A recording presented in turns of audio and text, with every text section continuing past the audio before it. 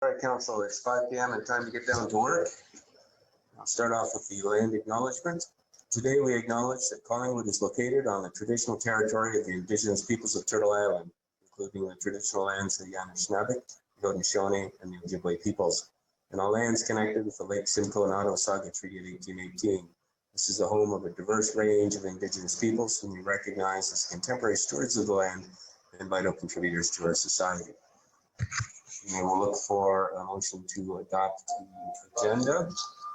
And it is moved by Deputy Mayor Hall and seconded by Councillor McLeod. Be it resolved that the content of the council agenda for January 25, 2021 be adopted as amended. And there's addition of item 11.1, which is a notice of motion, consent agenda process, recorrecting information. And Councillor Berman will be tabling that notice of motion tonight to be dealt with in our first meeting in February. Unless there are any questions or comments, then I will call the vote then. All in favor? And that is carried unanimously. Thank you, Council. Next, we have declarations of pecuniary interest. Are there any declarations tonight, Council? Go ahead, Councillor Doherty. Thank you, Mr. Mayor. In regard to the Development and Operations Standing Committee meeting of January 11th, the minutes of which Council will receive tonight, I will declare a non-disqualifying conflict of interest in regard to the Blue Mountain Watershed Trust Foundation public delegation, as I am a volunteer director on their board. I retained the chair for this presentation as the matter would require no action or decision by committee or council. And further, my membership on the board does not preclude my acting or making decisions independently of the trust. Okay, Councillor Ray, thank you for that. So you're just advising us of the fact of the conflict, but you will be participating in the vote to receive the minutes? No, I will participate. It is a non-disqualifying conflict of interest. Okay, that was clarification I was looking for. Thank you. Are there any other conflicts, Council? Seeing none, if you find yourself in that position as we progress through the agenda, please let us know on the general nature thereof. Our next motion is for item 4, adoption of the minutes. And it is moved by Councillor McLeod and seconded by Councillor Comey. Be it resolved that the minutes of the council meeting held January 18, 2021 be approved as presented. Are there any errors or omissions, Council? Seeing none, then I'll call the vote. All in favor? That is carried unanimously. Thank you. And is there any business arising from the previous minutes, Council?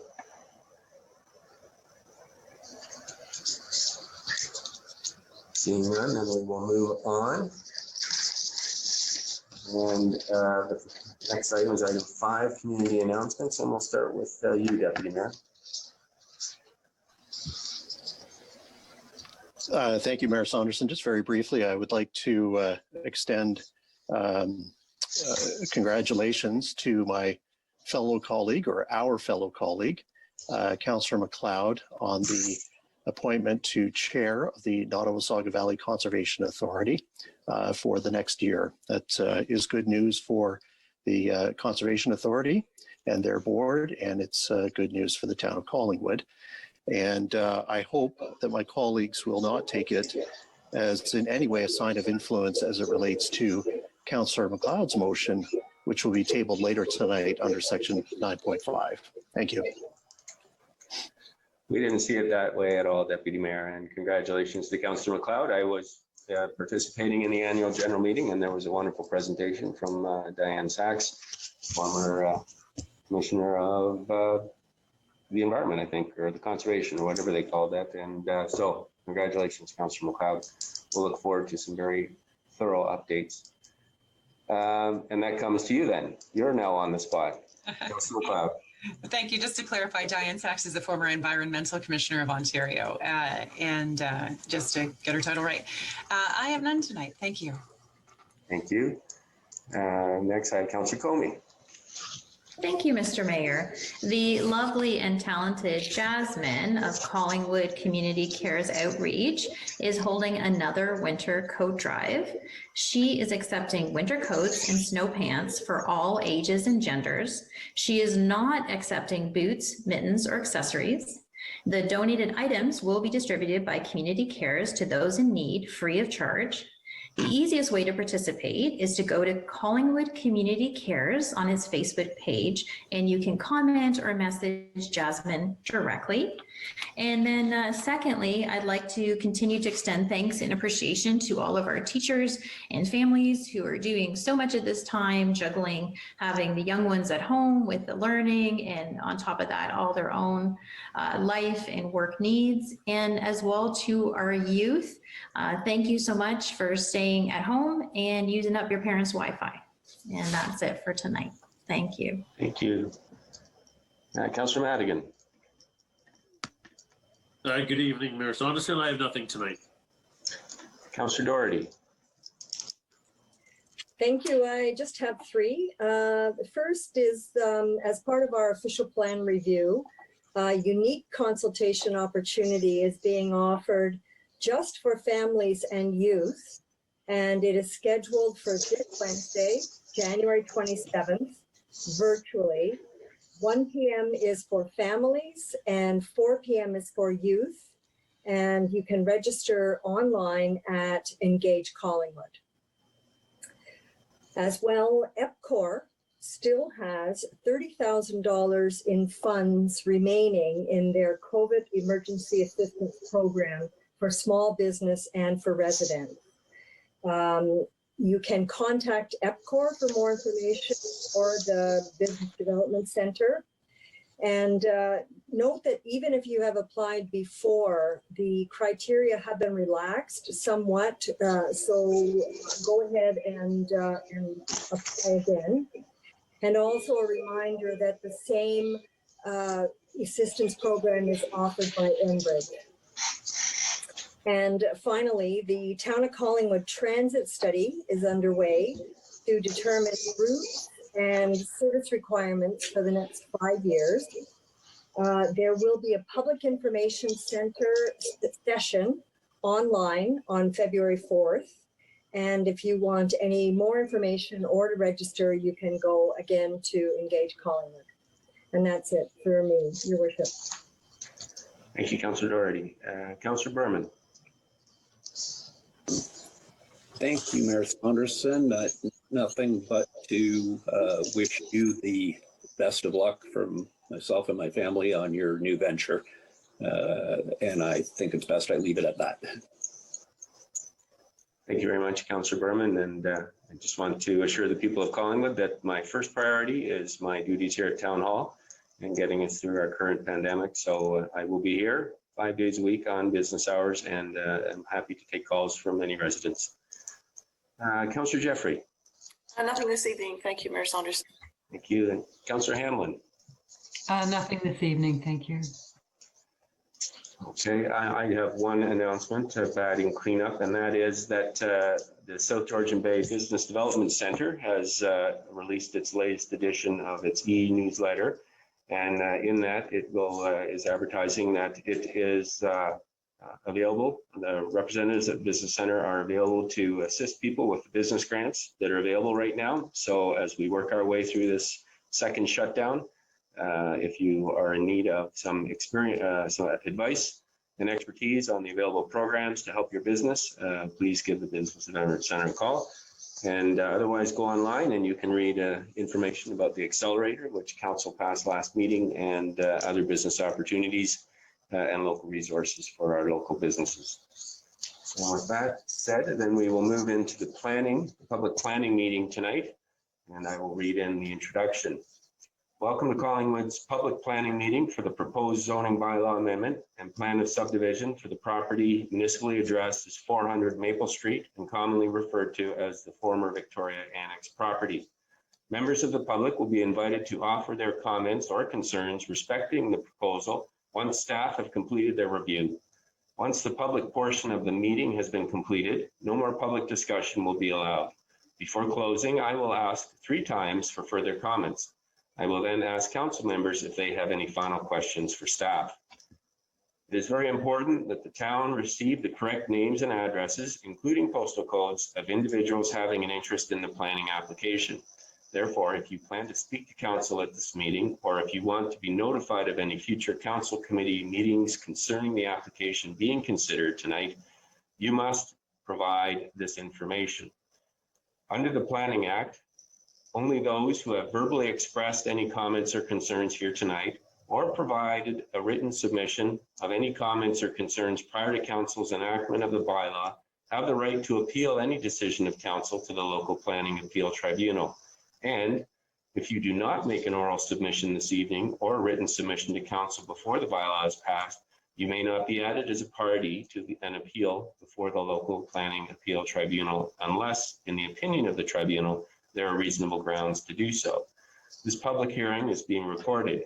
Your name, address, comments, and any other personal information are being recorded according to the Municipal Act and the Municipal Freedom of Information and Protection of Privacy Act.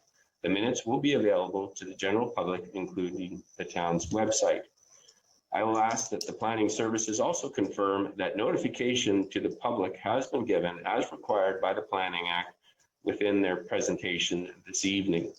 And I will look to Director Farr for opening comments and then understand that Lindsay Ayers will be making the presentation. Director Farr. Thank you, Mr. Mayor. Mr. Mayor, members of council. Lindsay Ayers, Community Planner, is here this evening to provide a presentation for this public meeting. And it deals, of course, with the 400 Maple Annex property. So I'd just like to pass it over to Lindsay to provide a PowerPoint presentation. Thank you, Adam. Lindsay? Thank you, Mayor Saunderson and Director Farr. Good evening, everyone. Looks like the slides are getting loaded. So as Director Farr indicated, my name is Lindsay Ayers, and I am the Community Planner assigned to the development files associated with 400 Maple Street. Next slide, please. The agenda for this evening will follow the town's standard public meeting format. Mayor Saunderson has already provided an introduction to the public meeting, and the remainder of the public meeting will consist of confirmation of public notice, an overview of the town's development review process, a municipal overview of the proposed zoning bylaw amendment and plan of subdivision by planning services, an overview of the development proposal by the applicant, and then the meeting will be open to receive comments and questions from the public, followed by any questions from council. Next slide, please. So tonight's public meeting is required under sections 34 and 51 of the Planning Act. In accordance with the Planning Act, I confirm that notice of complete application and public meeting was published and circulated on December 17th, 2020. Notice was given by ordinary mail to every owner of land within 120 meters of the subject lands and published in the Collingwood Connection on both December 17th, 2020 and January 7th, 2021. Next slide, please. So this slide generally outlines the steps involved in the town's development review process.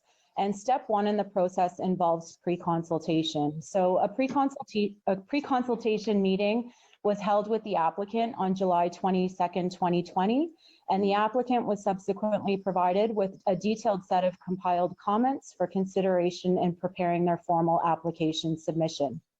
Step two involves the applicant submitting the necessary Planning Act applications along with the required supporting plans and studies. The applicant submitted the applications on November 23rd, 2020, and these applications were reviewed by Planning Services and deemed complete on December 11th, 2020.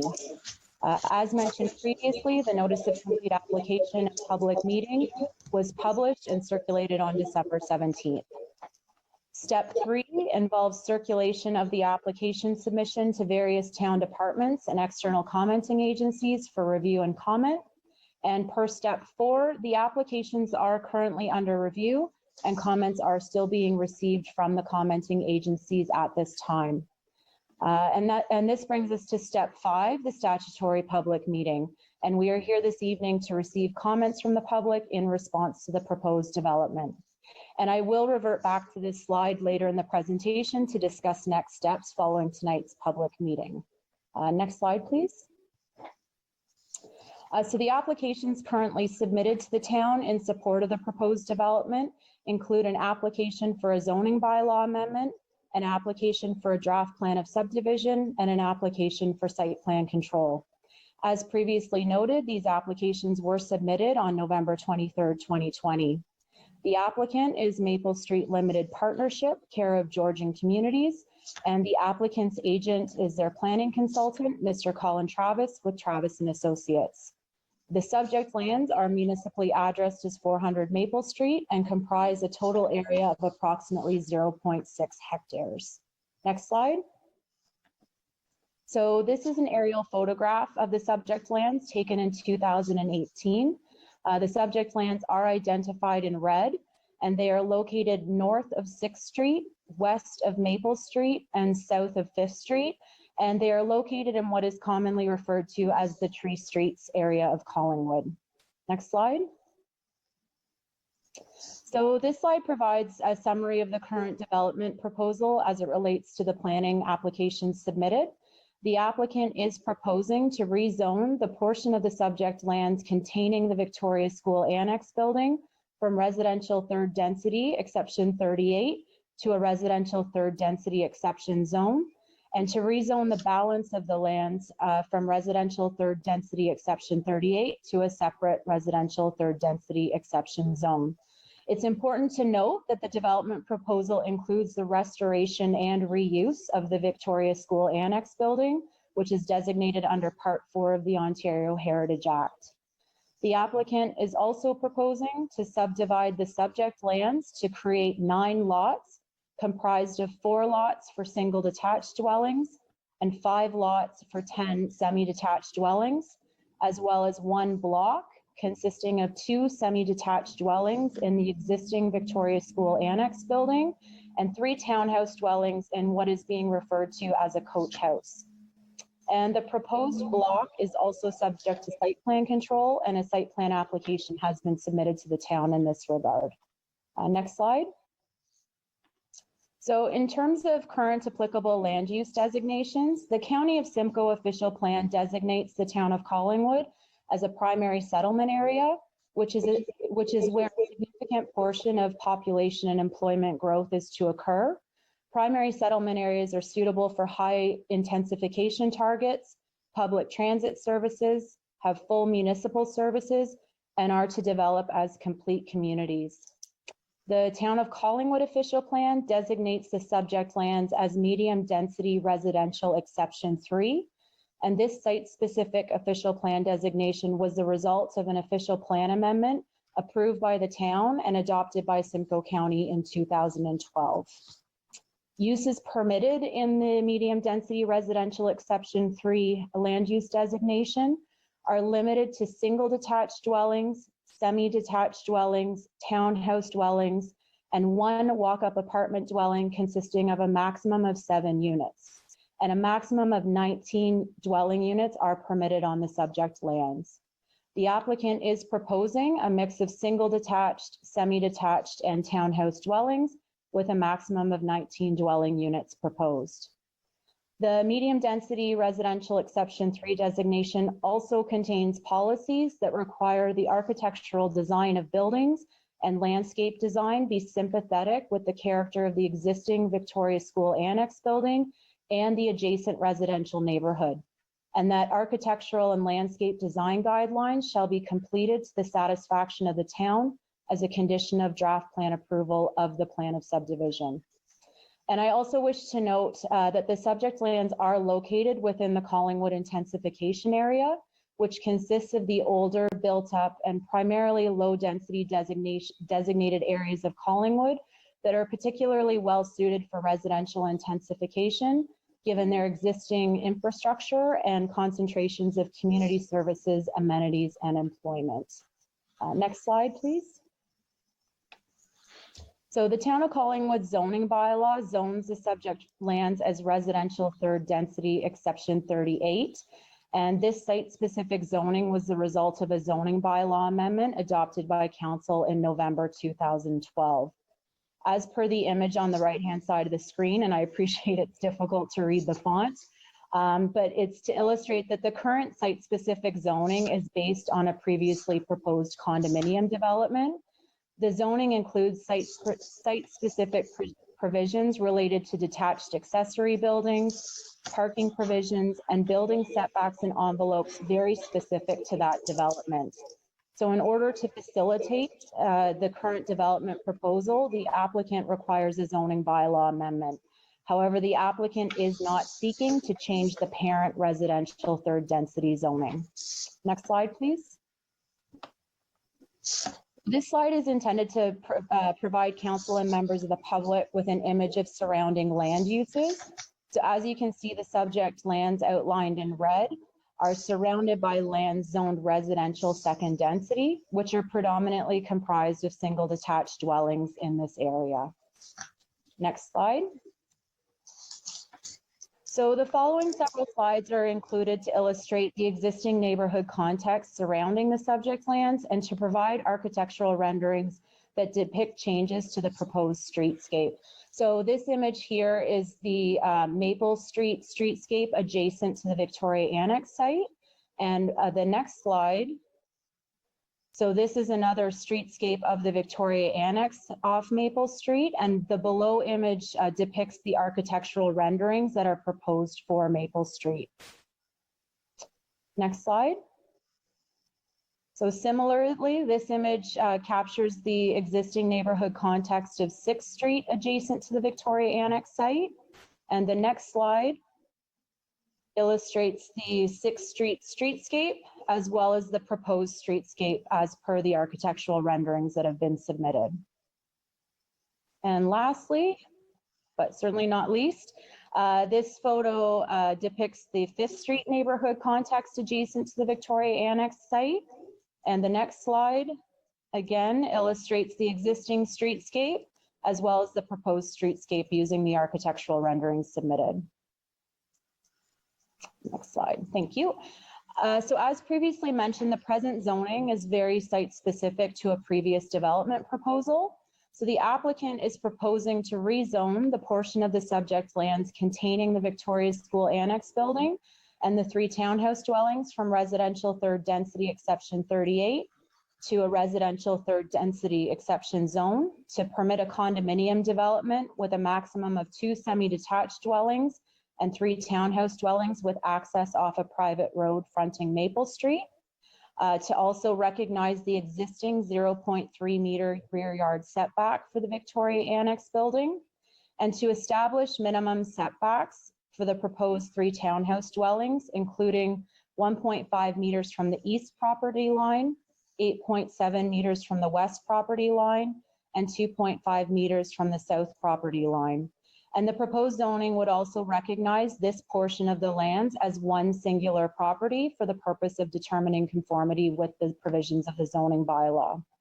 And secondly, the applicant is also proposing to rezone the remaining balance of the lands from residential third density exception 38 to a residential third density exception zone, to limit uses to single detached and semi-detached dwellings, to permit a maximum of 14 dwelling units, to permit a reduction to the required minimum lot area for the semi-detached dwellings from 275 square meters to 264 square meters, which is a reduction of 11 square meters or approximately 118 square feet, and to increase the maximum lot coverage for both the single detached and semi-detached dwellings from 40% to 46%. Next slide. The applicant has also submitted an application for a plan of subdivision and is proposing to create 9 lots and 1 block. The proposed 9 lots are comprised of 4 lots for single detached dwellings and 5 lots for 10 semi-detached dwellings. And just to orient you, the 4 single detached lots are proposed on each corner of the subject lands, being lots 1, 3, 7, and 9. And the semi-detached lots are located in between the single detached, proposed single detached lots. The proposed block, which is outlined in blue on the screen, is comprised of 2 semi-detached dwelling units within the existing Victoria School Annex building and 3 townhouse dwelling units located in the proposed coach house. Next slide, please. So this slide includes the proposed site plan, which illustrates additional details such as the proposed building locations and setbacks. It is important to note that the site plan application submitted in support of the development proposal only pertains to the proposed block containing the Victoria School Annex building and the proposed 3 townhouse dwellings, as development of single detached and semi-detached dwellings outside of the Pretty River flood fringe is not subject to site plan control per the town's site plan control bylaw. Next slide, please. So as I mentioned previously, this development proposal is still under review by town departments and commenting agencies, so comments are still being received. To date, comments have been received from the Ministry of Transportation, Nottawasaga Valley Conservation Authority, Bell Canada, and Simcoe County District School Board. And all of these commenting agencies have indicated they have no objections to the proposal and/or they have requested standard conditions for draft plan approval. Planning Services has also recently received third-party heritage peer review comments from Sue Murdoch Historical Consulting, which are currently being reviewed. And it is anticipated that additional technical comments will be provided as review of the development proposal continues, and these comments will be shared with the applicant so that they may be addressed accordingly in the future. Next slide. So the town has also received 3 sets of comments from the public prior to these presentation slides being prepared. I do note that one additional comment from a resident was received this morning, and I can confirm that all of the comments received to date have been provided to both council and the applicant prior to tonight's public meeting.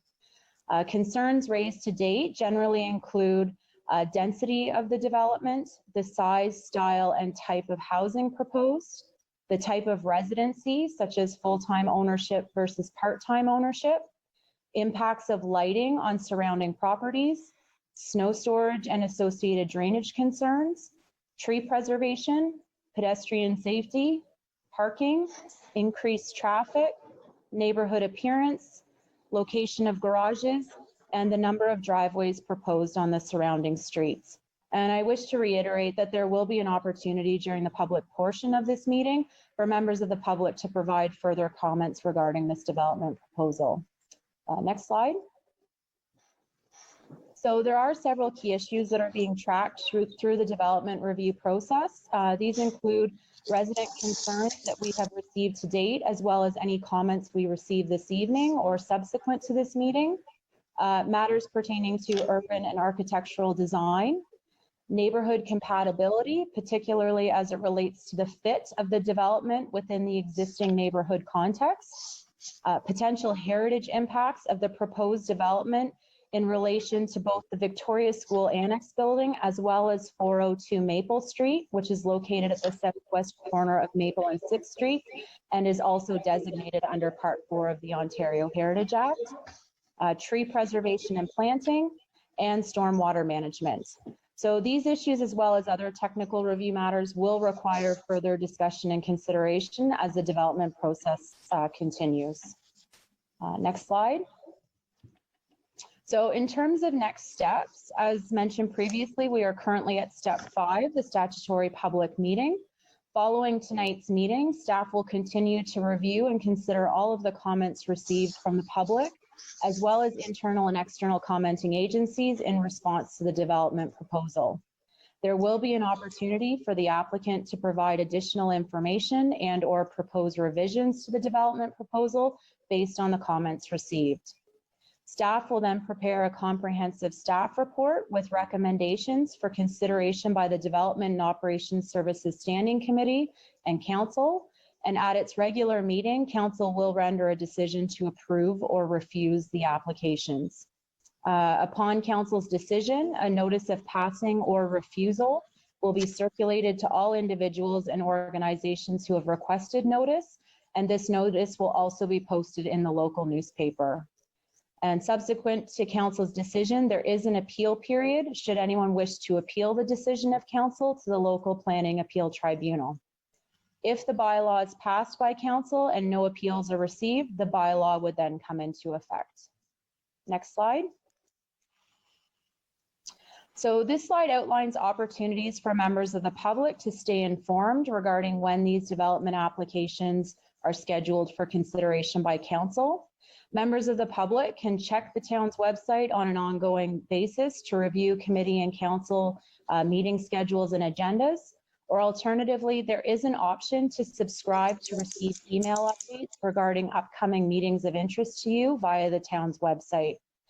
As per the notice of public meeting, if members of the public wish to receive notice of council's decision as it relates to these files, please email Clerk Almas with your written request. And I want to remind everyone that the purpose of tonight's meeting is to receive public comments and share information regarding this development proposal. Should anyone wish to submit additional comments or concerns following tonight's meeting, you are welcome to email me at layers, or LAYERS @collingwood.ca.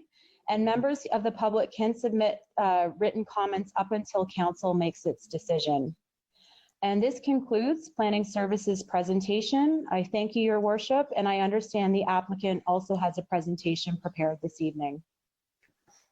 Thank you, Lindsay, for that thorough presentation. And I will look to the representatives for the applicant to pick it up there. Gentlemen, who's going to go first? Thank you, Mr. Mayor, and good evening to you, Deputy Mayor and members of council. It's Colin Travis here, planning consultant working with Georgian communities.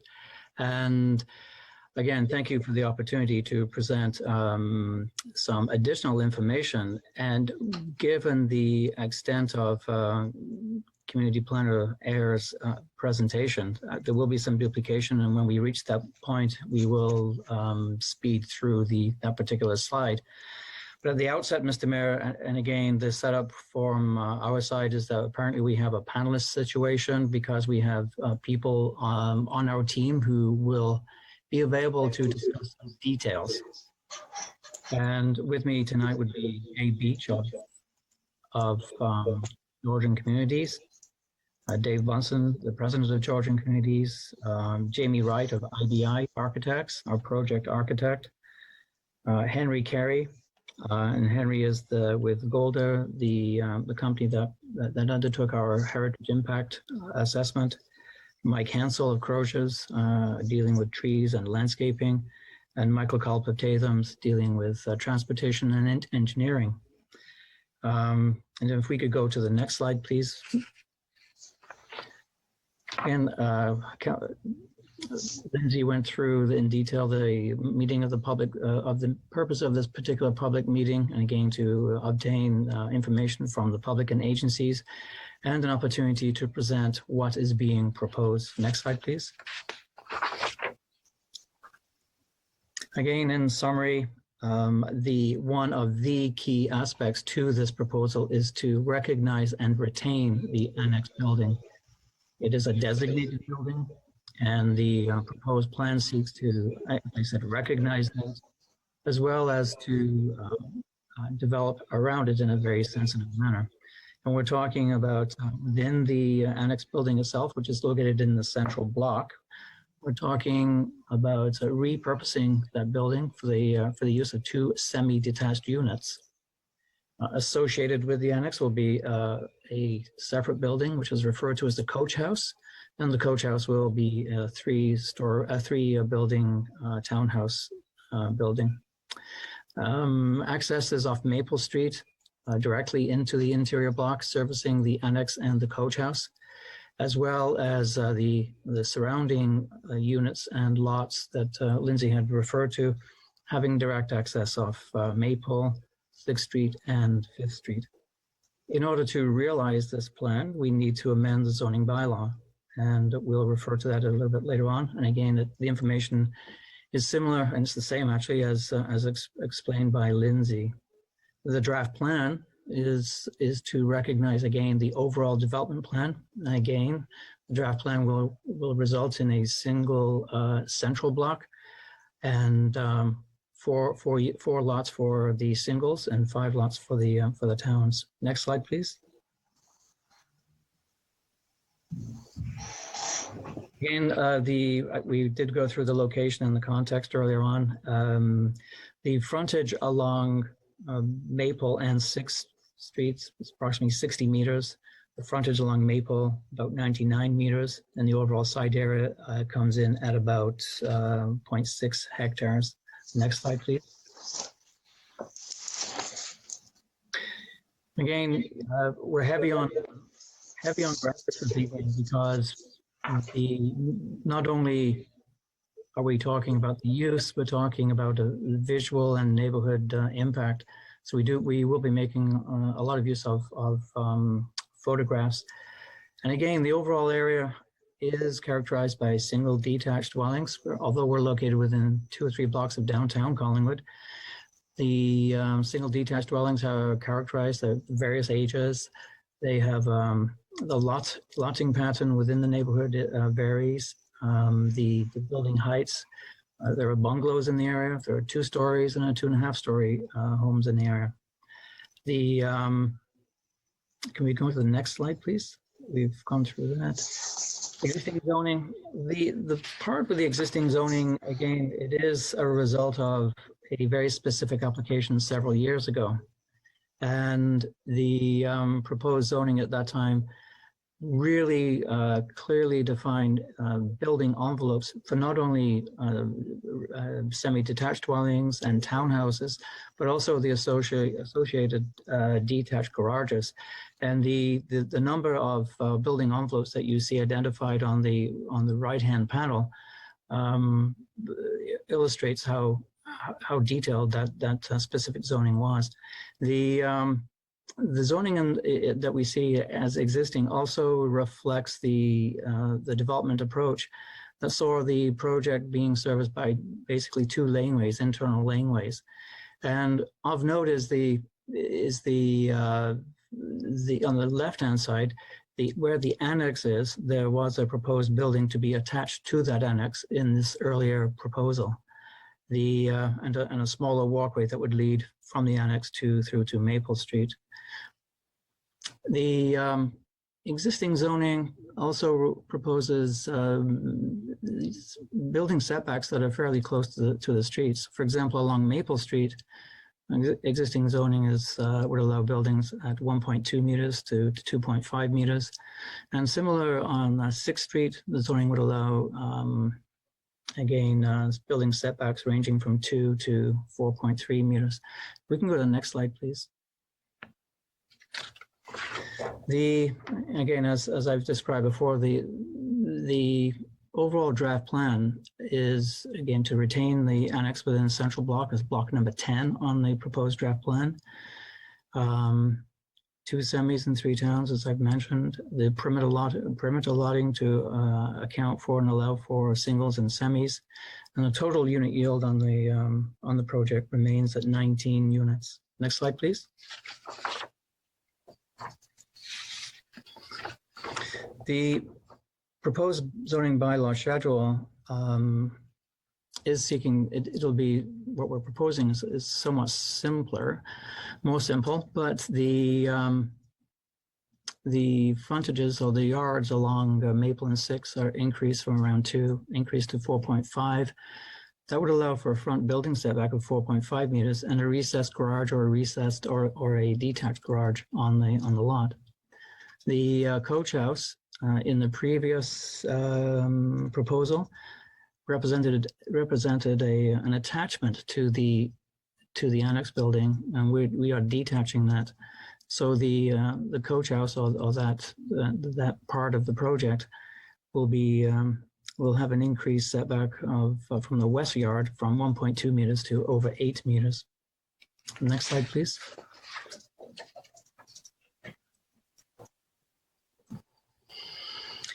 The other aspect, key aspect of the zoning is that we're looking at decreasing the minimum lot area for the semis from 275 to 264 square meters and increasing the lot coverage from 40 to 46%. And there is a design rationale for that. And the design rationale, it ties back to the annex because our approach or our proposed design approach on this is to, first of all, expand the exposure of the annex to the public street, to Maple. So consequently, the driveway that would service the internal of the annex buildings is going to be fairly substantial, over 13 meters wide, and it would give that view shed from Maple to the annex, and it presents the historic building very, very well. As I said before, rather than attaching, let's say, the coach house to the annex, we wanted to separate it, and that required some additional room. So the part of the reason for the request for the increase in lot coverage and the square meterage was to again account for that design goal that we want to meet. Next slide, please.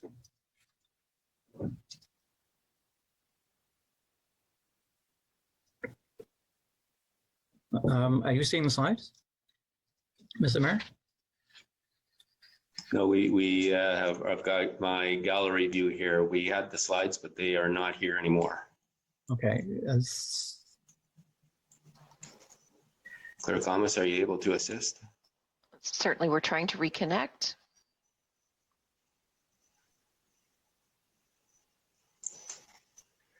And while we're waiting, I'll just point out for our viewers that Colin Travis, it says Town of Collingwood, but Colin is a planner for the applicant. He's not representing the Town of Collingwood. Thank you, Mr. Mayor. I was attempting to navigate the menu on your website and wasn't able to do that. No problem, Mr. Travis, and we're back. So thank you for that, Stephanie. Thank you, Stephanie. If we can go to the next slide, thank you. And the next one, yeah. So when making applications, and going through the pre-consultation process with the town staff, several studies are identified, and this application is no exception. And given and again, we really understand that the importance of this particular site and the need to focus on again neighborhood fit and architectural sensitivity. So the list of supporting studies, a lot of them are standard. For example, the geotechnical, the first submission of civils, stormwater management report, functional, architectural filing. We have that's filed with the ministry, and the planning justification report. But the one report that is again key for us, and one that we have taken a lot of our lead from, would be the heritage impact assessment, which is one of the first key documents that was identified by staff as absolutely necessary, and we've included that. And following from that would be the architectural guidelines prepared by IBI, again under that mantle of the heritage impact assessment, and again the tree and the landscape assessment by Mike Hensel at Grocers. The next slide, please. I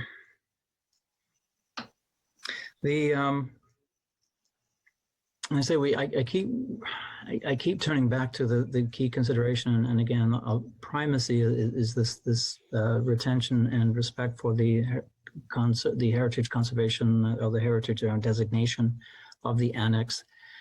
And as community planner has pointed out, there are several policies within the official plan, and overall, we respectfully, our position is that we are complying with the official plan insofar as not just those land uses, the 19 units, or the fact that the official plan allows for singles and semis and towns, but the key considerations under the heritage conservation policies, again, incorporating the annex in our design, incorporating and maintaining that, and proposing site planning and architectural treatments of the buildings that we're proposing that are complementary to the annex, but also picking up on key features that we find in several buildings within the neighborhood. And these are further reflected, as I said, in the urban design report that was submitted, in the architectural guidelines, as I said, the HIA. The next slide, please. I'm going to turn this over now to Henry Carey, who authored our HIA. And I'll let Henry walk through a summary of his findings and observations. Henry will then turn the, Mr. Mayor will turn the podium over to Jamie Wright of IBI. Again, we're focusing on the design end of things here to explain where we're coming from and how we arrived at certain things. And Jamie will hand off to Mike Hensel and Mike Collop after that, and then we'll return back to, that would be the conclusion. But for now, if you don't mind, Henry Carey would take over and review the HIA. Thank you, Colin. Go ahead, Henry.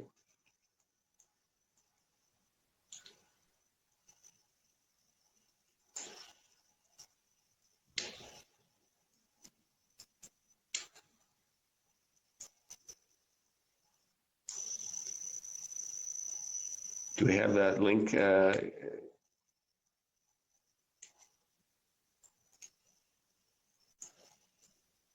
Active, is Mr. Gary available?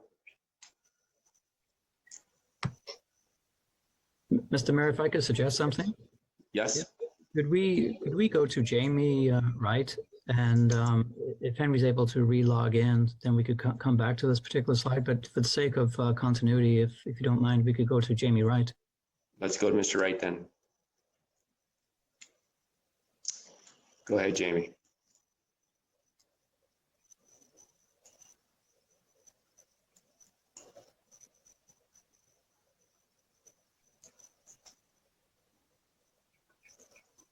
Do we have Mr. Wright with us? Mr. Travis, do you want to go to your next batter and work our way down the order here? Thank you, Mr. Mayor. I think the next up would be, I believe, Mike Hensel, and we're going through to, oh, sorry, Mike Collop. So if we go to Mike Collop and to Mike Hensel, if you don't mind. Okay. Let's try those two. Try those two. We'll start with Mr. Collop. I feel like the third stringer that they brought in because nobody else could attend. Perhaps if we could jump to slide 22, I believe it is. 21, actually. Sorry, one more prior to that. Thank you. So certainly Tatham Engineering has been retained to look at the engineering side and the infrastructure side of that relating to servicing infrastructure and also transportation.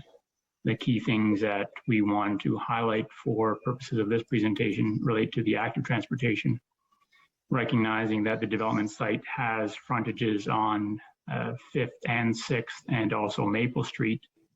Residents of the site will certainly have access to the transportation and active transportation infrastructure that those roads currently provide. There's sidewalks on both sides of each of the boundary roads. There are cycle lanes on both sides of 6th Street. There are transit routes on several of these boundary roads as well. So certainly in our opinion, the site is well served by the town's transportation system, not just from an active transportation perspective, but also from a vehicle perspective as well. And the connectivity from each unit fronting those boundary streets will be direct.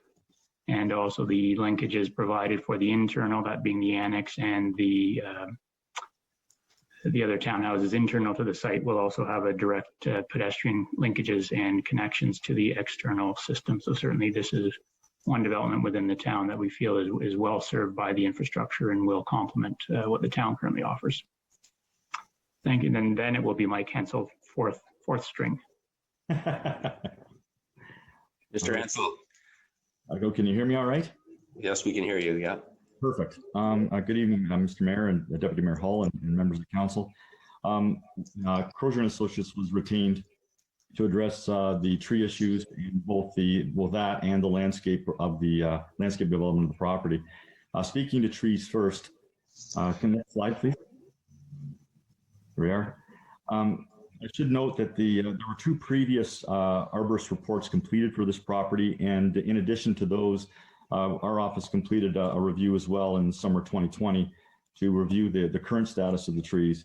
Our conclusions were all the same, that there were no heritage trees or significant species identified within the lands.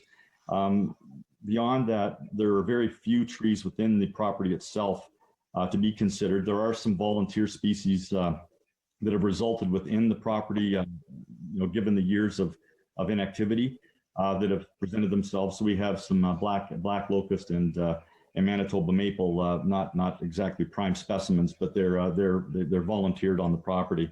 The inventory and what have you has concluded that the trees, the few that do exist within the property, and the perimeter trees on Maple and 5th and 6th are low quality. They are under stress and in poor structural health.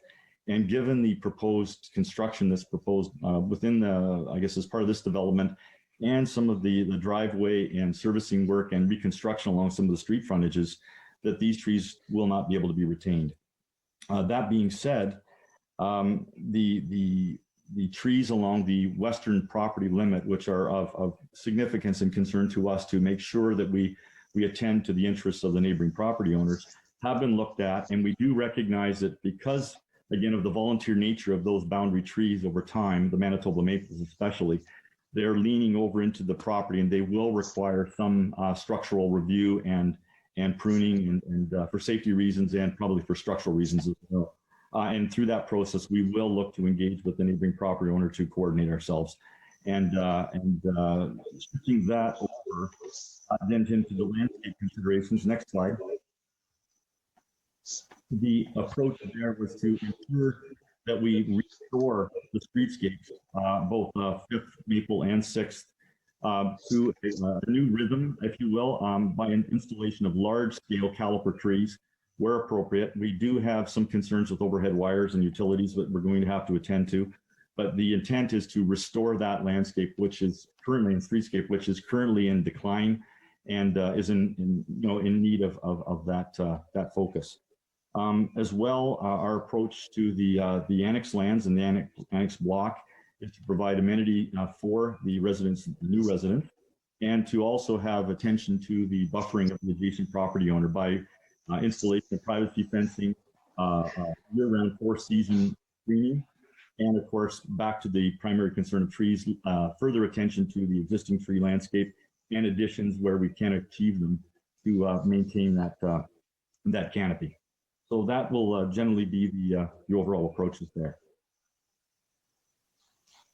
On that regard, I think I will pass that along, and I'll be available for any questions later on. Thank you. And who's next? Well, the way this is going, Mr. Mayor, I think I may be. I don't know how we can do this technically, but I wonder if we can be advised whether either Henry or Jamie have managed to log on. Clerk Almus or Stephanie, are we able to confirm if Jamie or Henry have logged back on? Through your worships, we do have a couple participants in here that have not renamed themselves, so we do not know who they are. So if you're able to rename yourself, the easiest way is if you click the participant list on the bottom of your screen, you will be identified as the first participant. And if you hover over your name, if you click more and rename yourself, we'll be able to identify who you are and try and ensure that we can unmute you and see your video. Another option, we do have a number that are in the attendees. I'll just double check if there's anyone in there. Maybe we can get either of them to raise their hand if they're having technical issues renaming, but they're back with us. If you just raise your hand and then. I do see, sorry, Mr. Travis, can you confirm the name of the participants that you're looking for? Madam Clerk, Henry Carey and Jamie Wright. I do see Jamie Wright in the attendees, so I can promote him into the meeting. Thank you.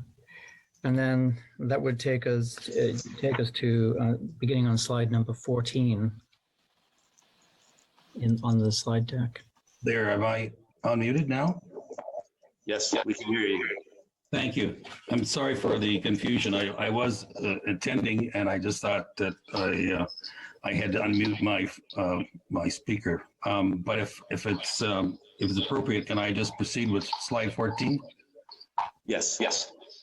So as you can see, we have collected a series of precedents of existing houses in the town that are remarkable in terms of the design, or else have similar conditions to the ones that we're proposing for the streetscapes around the project. And we were really impressed with the range of the designs when we started to study them again, although we know these houses very well, and I'm sure you all know them. But the massing, the materials, the textures, the colors, and the details are there's a wide variety of those. And going to the next slide, we wanted to encourage the same variety in our design of the surrounding houses, and not create a Disney World kind of environment, but a very real representation of the best examples of residential design in Collingwood. In a way that you'd experience the project walking along the street. These are why these streetscapes were created. And for instance, on Maple Street here, you see focused on the annex building itself as looking down the new driveway towards the annex building, you see the houses to either side. And just to give you an example of how we think this works, for instance, you see in the top right some semi-detached buildings north on Maple Street. I think they're on the east side, and they look very much like what we're proposing, for instance, for the semi-detached series of houses directly below that.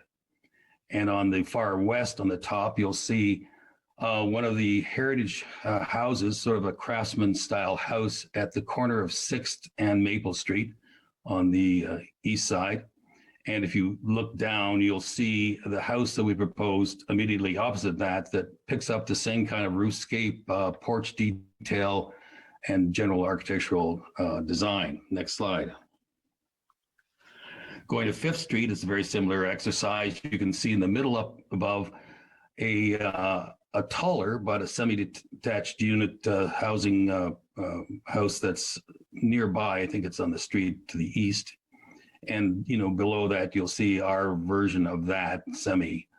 The slide on the left top is showing the range of brick colors that are available in town. So there's a buff brick shown in some of these examples below.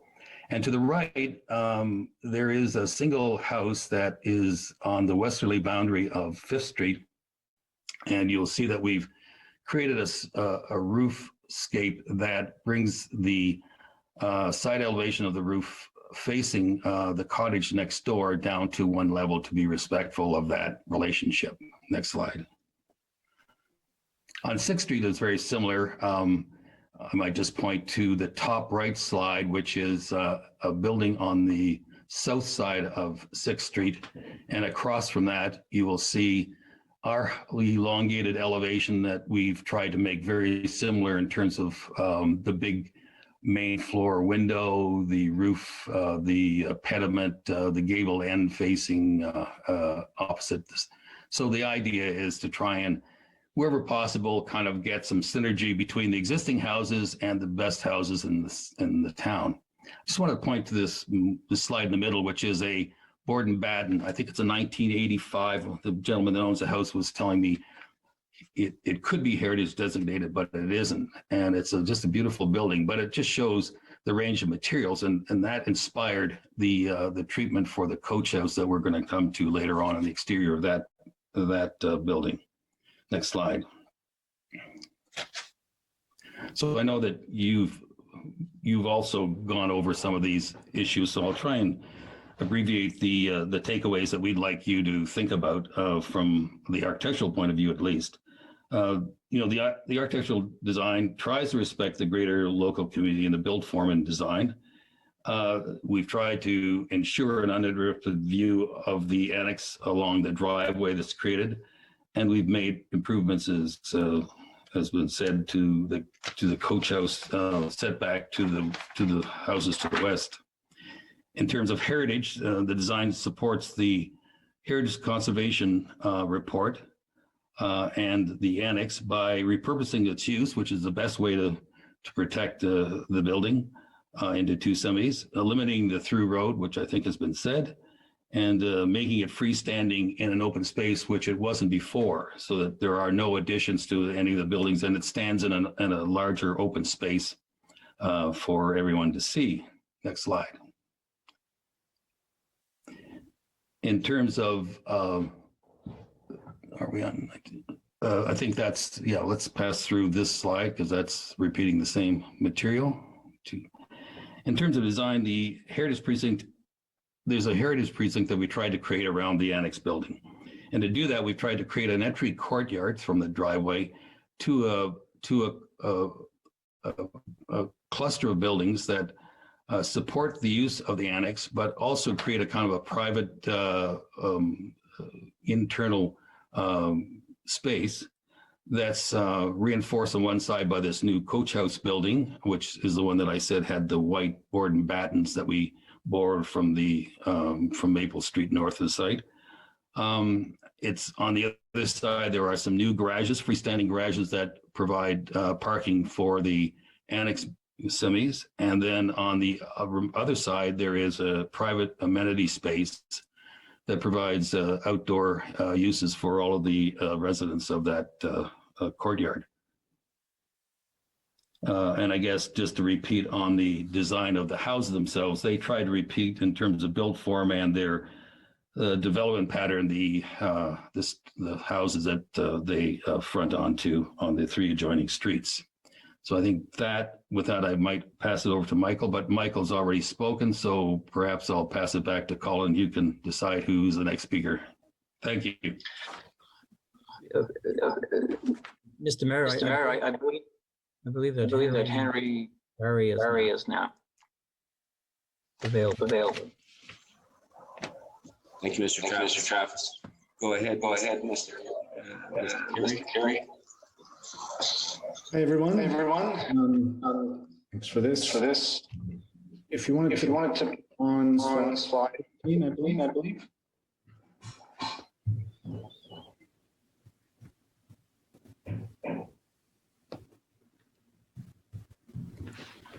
My apologies. Could you just repeat what slide you were looking for? Colin, I think it's 14, right? The heritage one. Slide 13. 13, yep.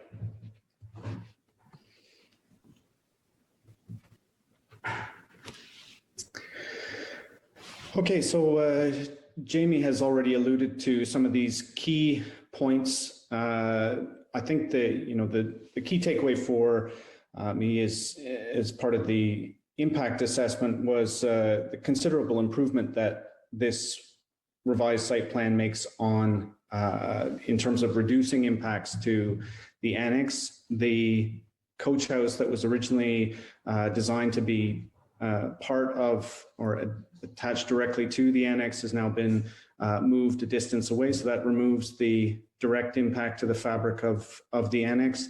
Reducing the number of units inside also has a knock-on effect of reducing the number of new breaches that would have been required if more than there were more than 2 units inside the building.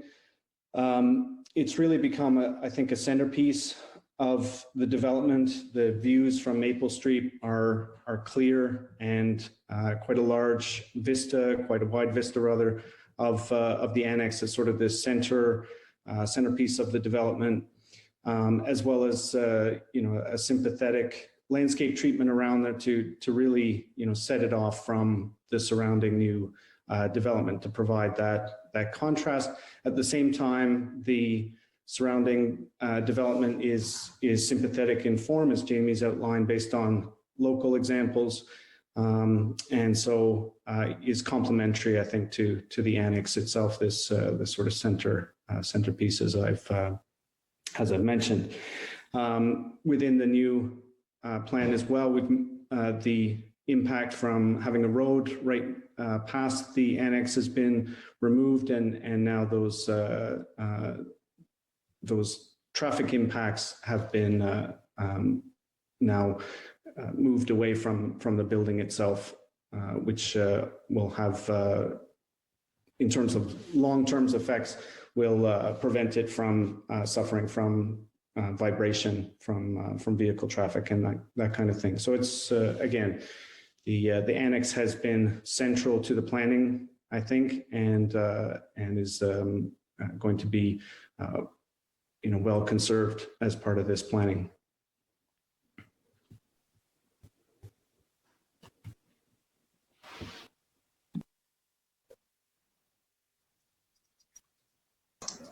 Thank you, Mr. Carey. Mr. Travis, who's up next? I'm afraid it's me, Mr. Mayor. So if we can go to slide 25 and we'll wrap up our presentation. And before we do that, I just want to extend my sincere appreciation for your patience and staff help in this the presentation process. Again, wrapping up, I just want to emphasize the awareness and the compliance with overall town policy when it comes to the heritage conservation matters, recognizing how important this building has been front and center with town council and planning staff and the neighbors for a long, long time. I believe that with the plans that we're proposing and the proponent has the wherewithal and the ability to carry this off and to ensure that this building is conserved and preserved, and what's built around it is very sensitive to that. As I said, the HIA informed a lot of the work. There was a lot of to and froing between Jamie Wright and Henry's office, and with regards to the historic and architectural features of the building itself and the neighborhood. From the more traditional study points being engineering and the trees and the site servicing, again, the site can proceed and it can be fully serviced. We can link with the adjacent the sidewalk system. It is, as noted before, it lends itself highly to an urban environment and active transportation characteristics and policies to fall through with.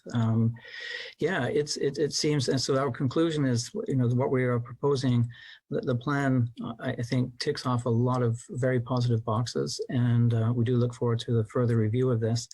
And it goes without saying that the initial proposal the initial proposal on the actual application made, I did take into account and consider our guiding policies that we find in the PPS, in the growth plan, and the Simcoe County plan, and as important of all those, the town's official plan as well. So with that, Mr. Mayor, the next slide is a blank slide for to conclude this presentation and go back to, again, your chair for comments and questions. And again, thank you so much for your patience in this. Thank you, Mr. Travis, to you and the team for that presentation, showing some stresses of trying to do these things virtually. But thank you for your patience, and thank you to the members of our audience. And so I will now open first call for comments from the public. So if you have a comment, please raise your hand and identify yourself for our clerk. Certainly, Your Worship, we do have a number of participants wishing to speak. So as a reminder, if you would like to address council regarding this matter, if you're using a computer, smartphone, or tablet, press the raise your hand feature and the host will enter you into the discussion, at which time you will be unmuted and your video feature will be turned on.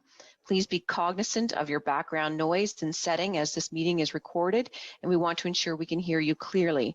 If there's any participants by telephone, please press the *9 feature and we will unmute you, and you may have to press *6 to further unmute yourself.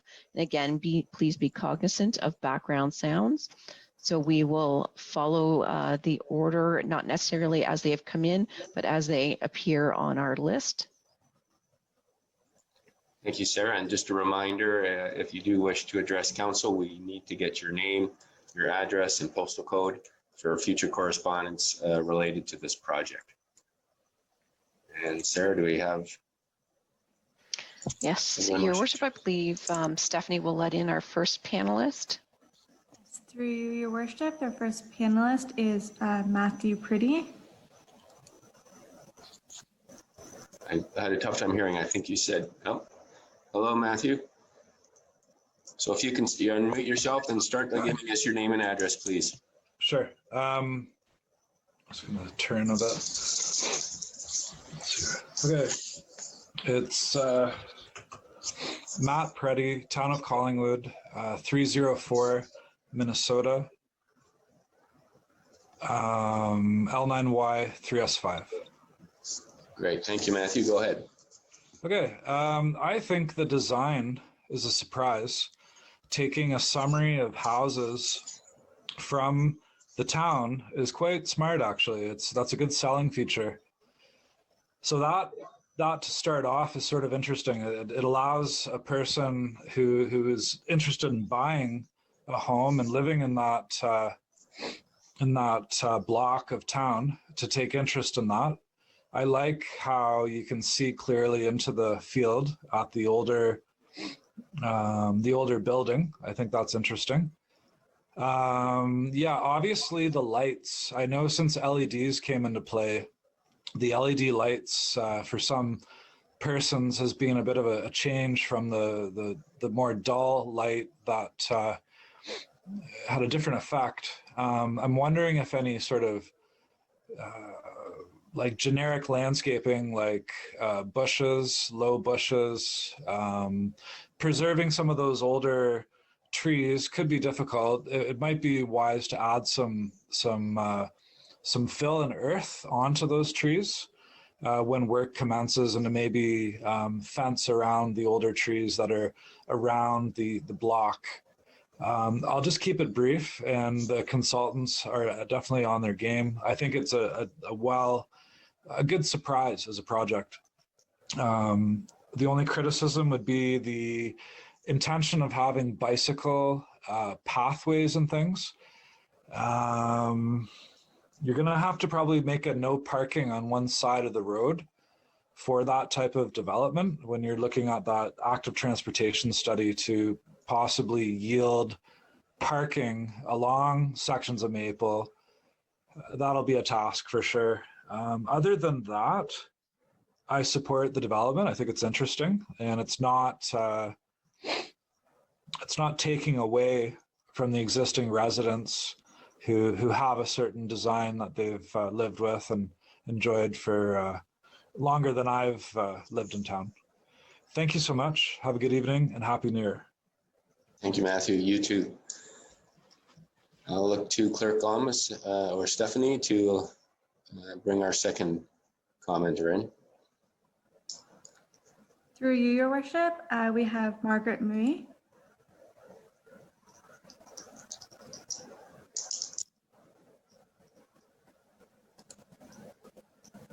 Hello, Margaret. Can you hear us?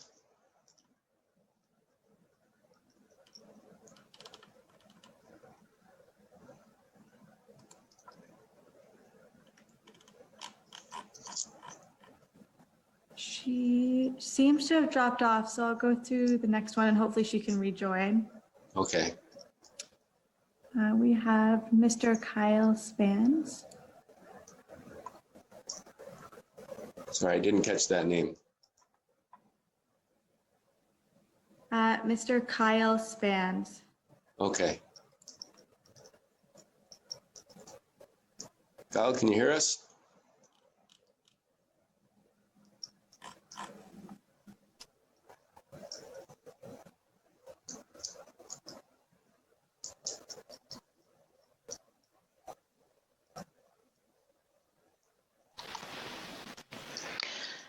Sarah? Your worship, I'm wondering if it might be simpler if we not promote them to panelists and we just unmute them at this point. It appears to be once they're promoted to a panelist, they've been dropping off their connection.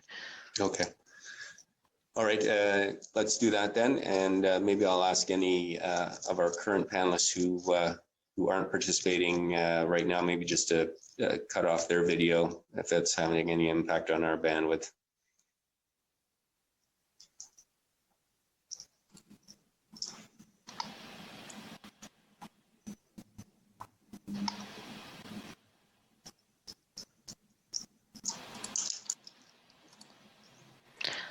All right, Your Worship, I think we will, Charlotte O'Day has requested to speak, so we will allow Charlotte O'Day to speak.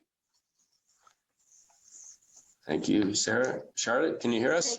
Can you hear me? I can hear you. Yes, we can hear you. And just for format, if you can just state your name and your address and postal Yeah, code. Charlotte O'Day, 24 Surfside Crescent, Collingwood, L9Y 4Z8. My concern is always green space, as some of you know. So my question for Mr. Travis is, can you point out, is there a slide there that could point out the actual green spaces that you're providing for your site, plan and for the people who are going to live there?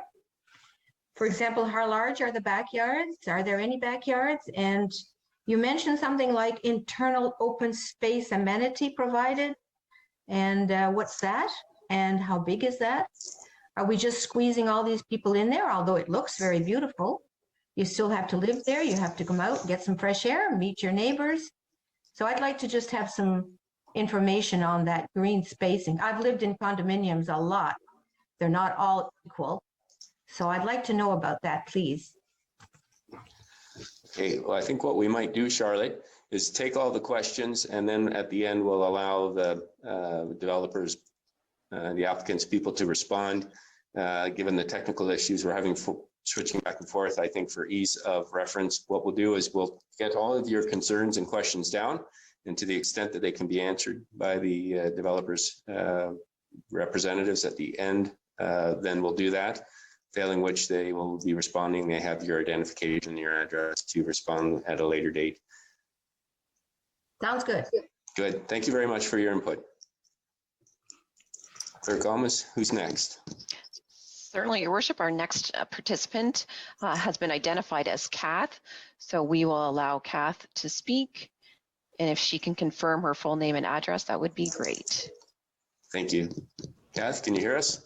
Hi, Mayor Saunderson. Thank you, Sarah. My name's Kathleen Knoll. I'm a resident at 43 7th Street. I have a specific question in regards to engineering. We have a very, very high water table in this area. I have put an addition on my home, and I'm concerned about flooding. So it's probably specific to how are they designing the site to allow for drainage. We've been lucky, we've had natural green space over an acre to allow for drainage in this area.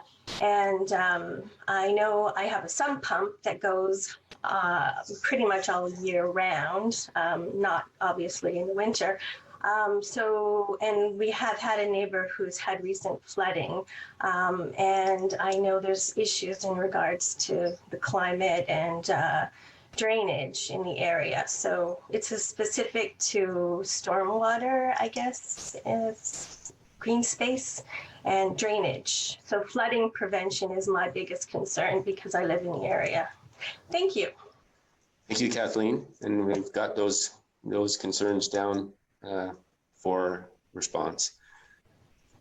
I'll put out the second call then. Second call for public comments on the presentation we received today. Thank you, Your Worship. We have David Fletcher. David, welcome. Can you hear us? Your Worship, Saunderson, Council, staff, thank you for the opportunity to speak this evening. Hopefully you can hear me. Yes, we can hear you. David, I know it sounds contrite, but if you can just repeat your name and your address, please, just so we have it on our records. My name is David Fletcher. I reside at 136 Augusta Crescent in the town of Blue Mountains, L9Y0K7. Excellent. Thank you very much. Go ahead. You might ask, why would somebody from the town of Blue Mountains have any interest in this development?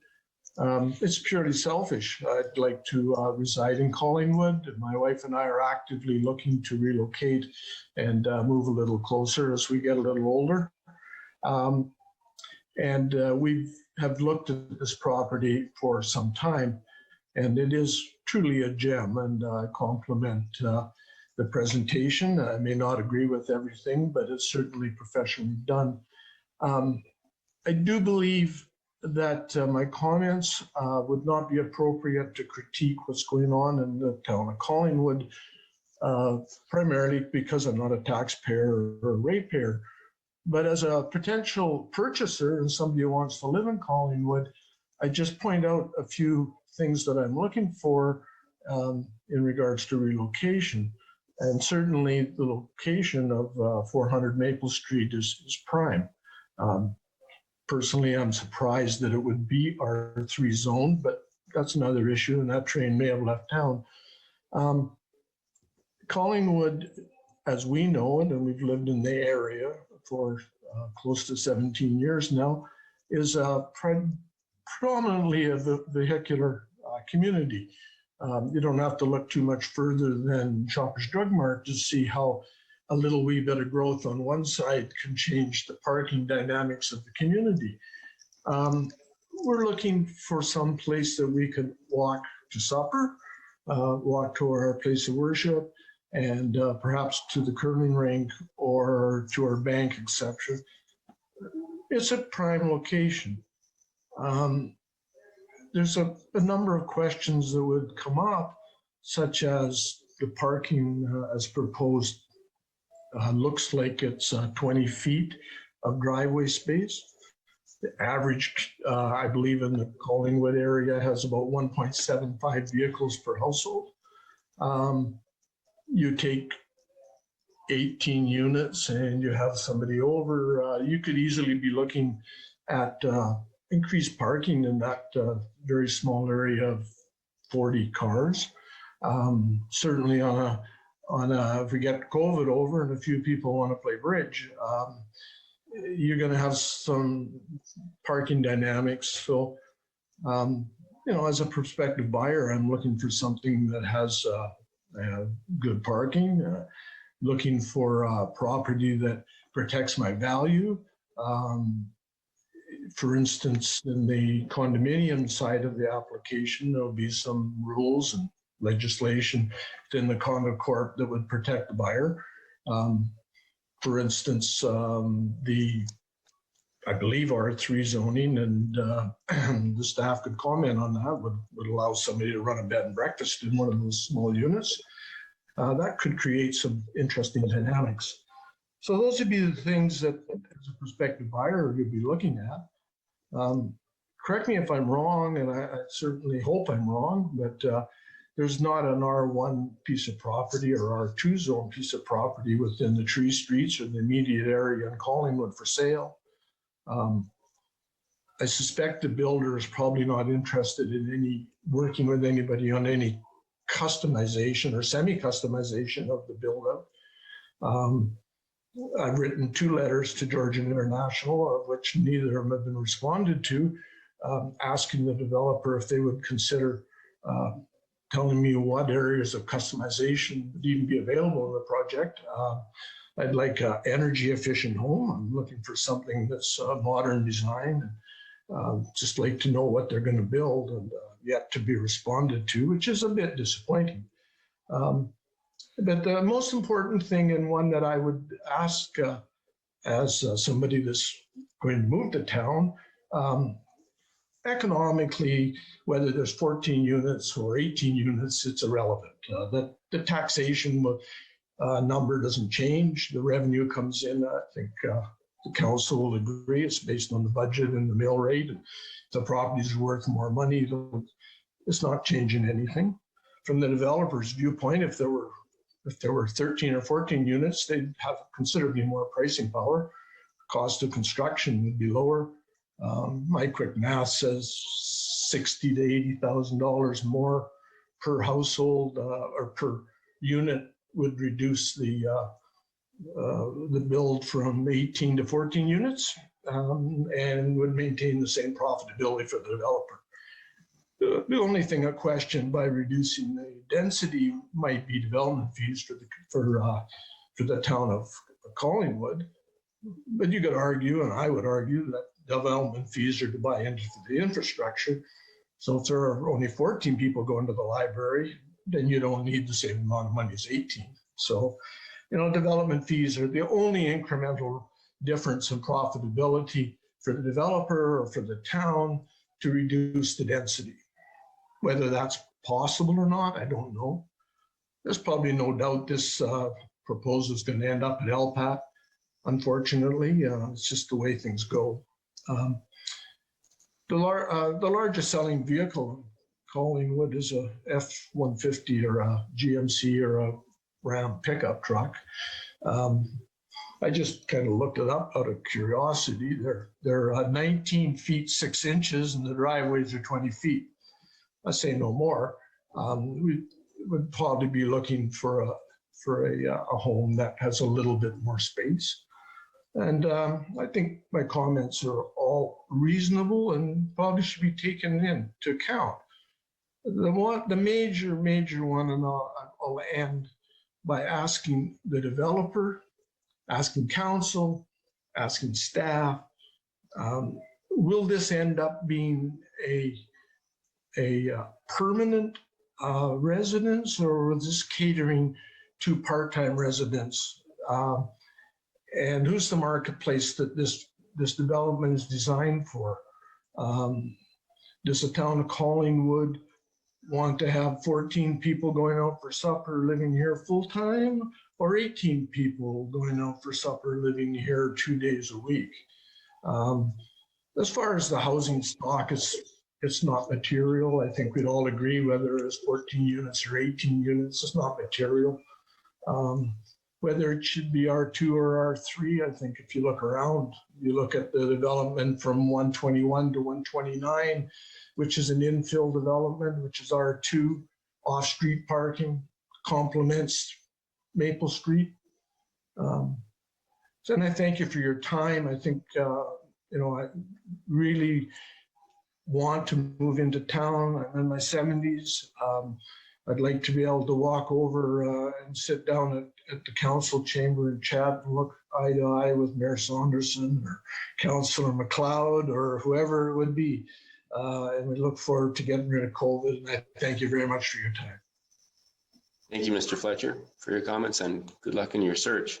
And we look forward to having a chat. Clerk Almas, do you have anyone else?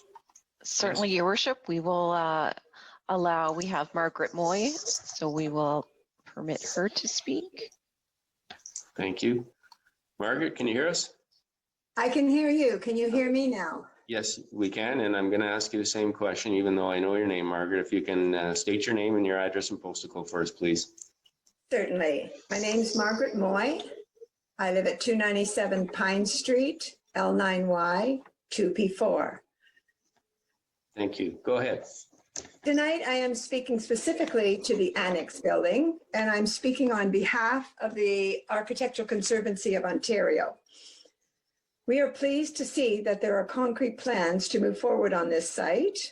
Not only has our local branch been advocating to preserve, to protect, and adaptively reuse this 1897 building for 12 years now, but also the provincial ACO office has placed this building on the interventions to protect list. We have expressed our concerns in the past about demolition by neglect, have advocated to have the property first put on the municipal list and then to have it designated. And we're happy that it's gone through the process with the town to be put on that municipal list and designated.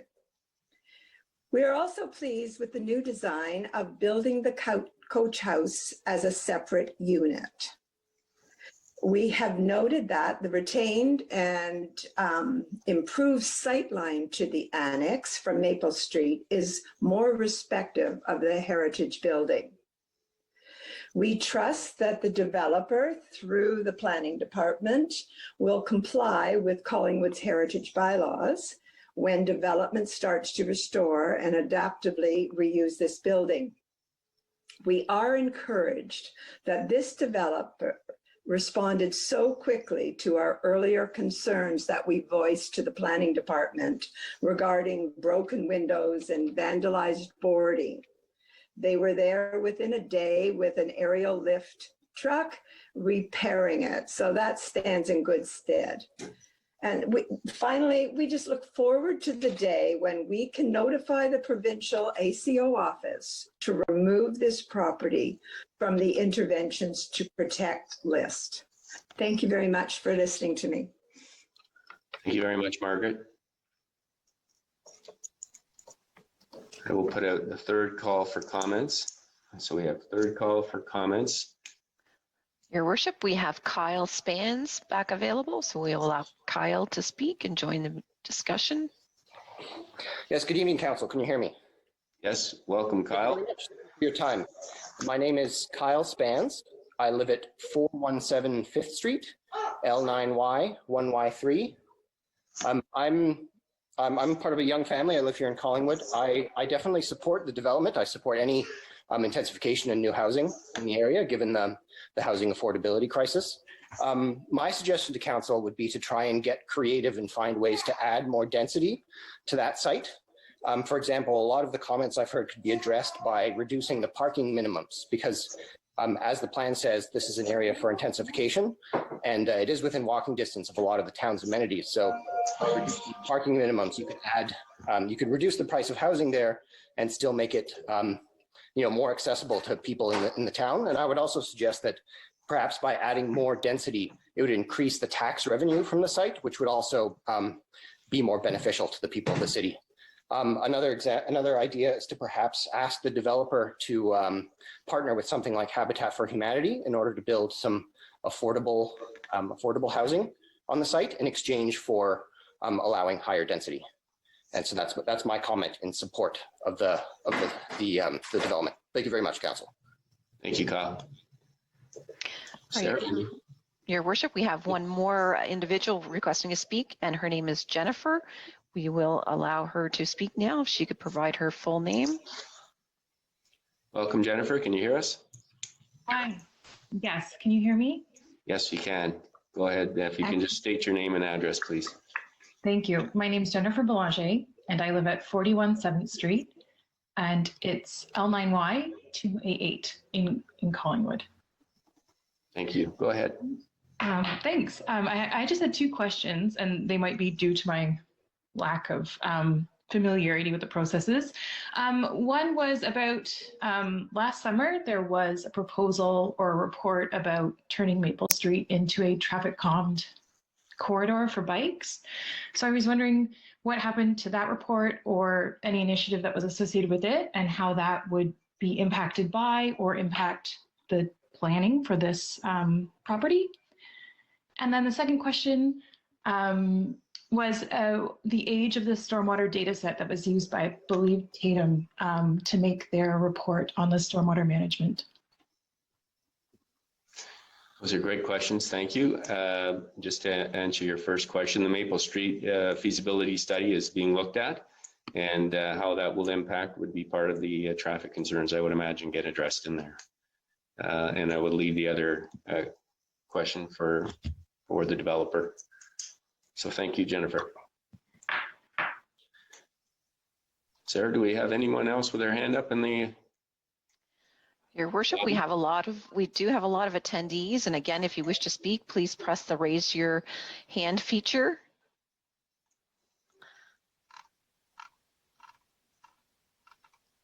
We have one more individual requesting to speak. So I'll allow him to speak. His name is George Hardy. Okay, welcome, George. Can you hear us?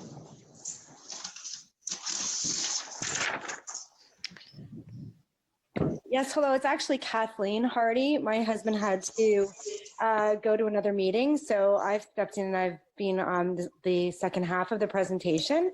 My name's Kathleen Hardy. I live at 202 Pine Street, L9Y 2P2. And I just wanted to say that I'm very pleasantly surprised at the design of the proposed development.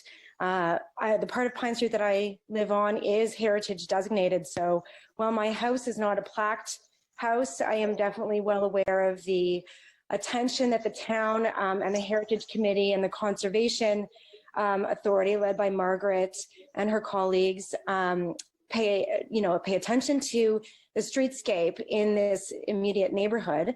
And I am very pleased to see how that has been reflected and respected in the proposed development. I should note that I'm also just so I'm thrilled that after how many decades, this property that has been sitting like a white elephant here in town is finally being appropriately developed. And it's probably not a coincidence that that is happening in tandem with the growth and that's happening here in Collingwood and the desirable, the stampede of people wanting to move to the immediate area.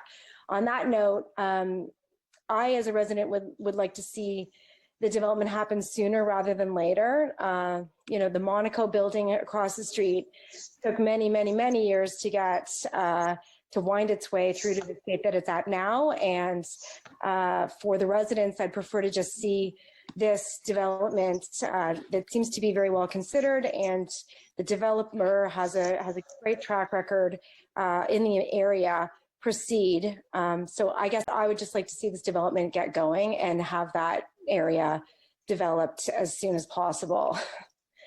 So that's my input, and I don't have any questions further, but I thank you for your time, everyone, and the hard work that's gone into this presentation this evening, and all of the due diligence that's been done by all involved. Thank you. Thank you, Kathleen. Sarah, we've had third call. Do we have anyone else who would wish to speak? Your worship, we do. We have Jay Sylvester would like to speak. Okay. And we will allow her to talk. Jay, can you hear us?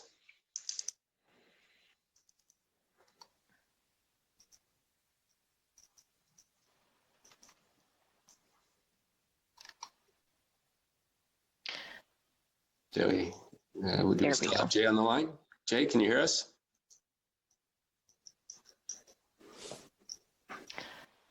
They look like they're unmuted at this point, so she should be able to speak. Jay, are you able to hear us?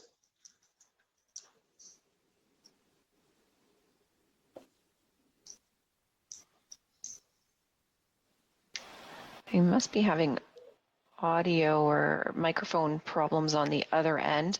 I do have a question in the chat. Can further questions, comments, or emails be submitted after the meeting?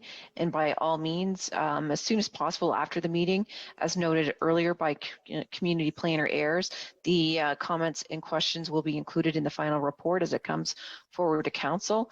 So if you have not had an opportunity to speak tonight, please provide your comment and feedback directly to Planning Services. Or through myself at clerk@collingwood.ca. So it does not look like Jay Sylvester is able to speak, identified at 369 Maple Street. So maybe we will have staff reach out. Hello. Hello, There Jay, we go. is that you? And this is Juana, it's not Jay, by the way. Oh, it's Juan, okay. Juana. Juana, Yes. Yana, okay. Yana. All right, okay. I live right bang across the annex, and I would love to see this development happen. I've been waiting 15 years, and but my question is, will that impact my taxes once this development happens? Okay, we'll let staff look at that in response. Taxes are generally a function of your property value, at times the mill rate or the applicable rate. So I guess it would impact whether or not your property values go up. And right now, it seems that Collingwood is quite a hot market. So there are other effects, other impacts, I think, besides the development, but it may have an impact. Okay, that's what I wanted to know. Thank you. Thank you for your comments.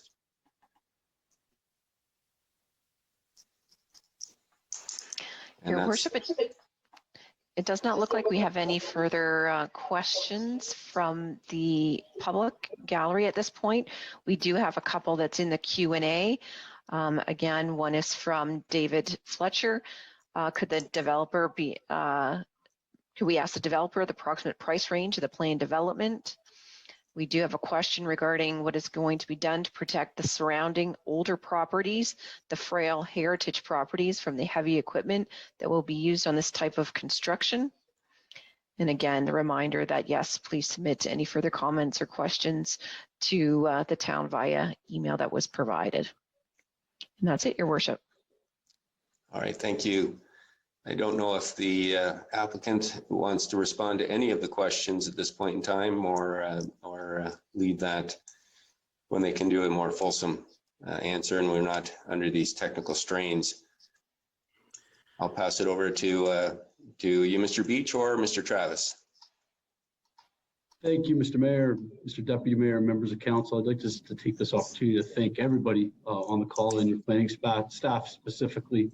It has been a pleasure to work with all of them, and we plan on committing to this project in its fulsome approval process. We're quite proud of it, and I'd like to, speaking on behalf of Georgian Communities, thank everybody again. So, thank you, Jay.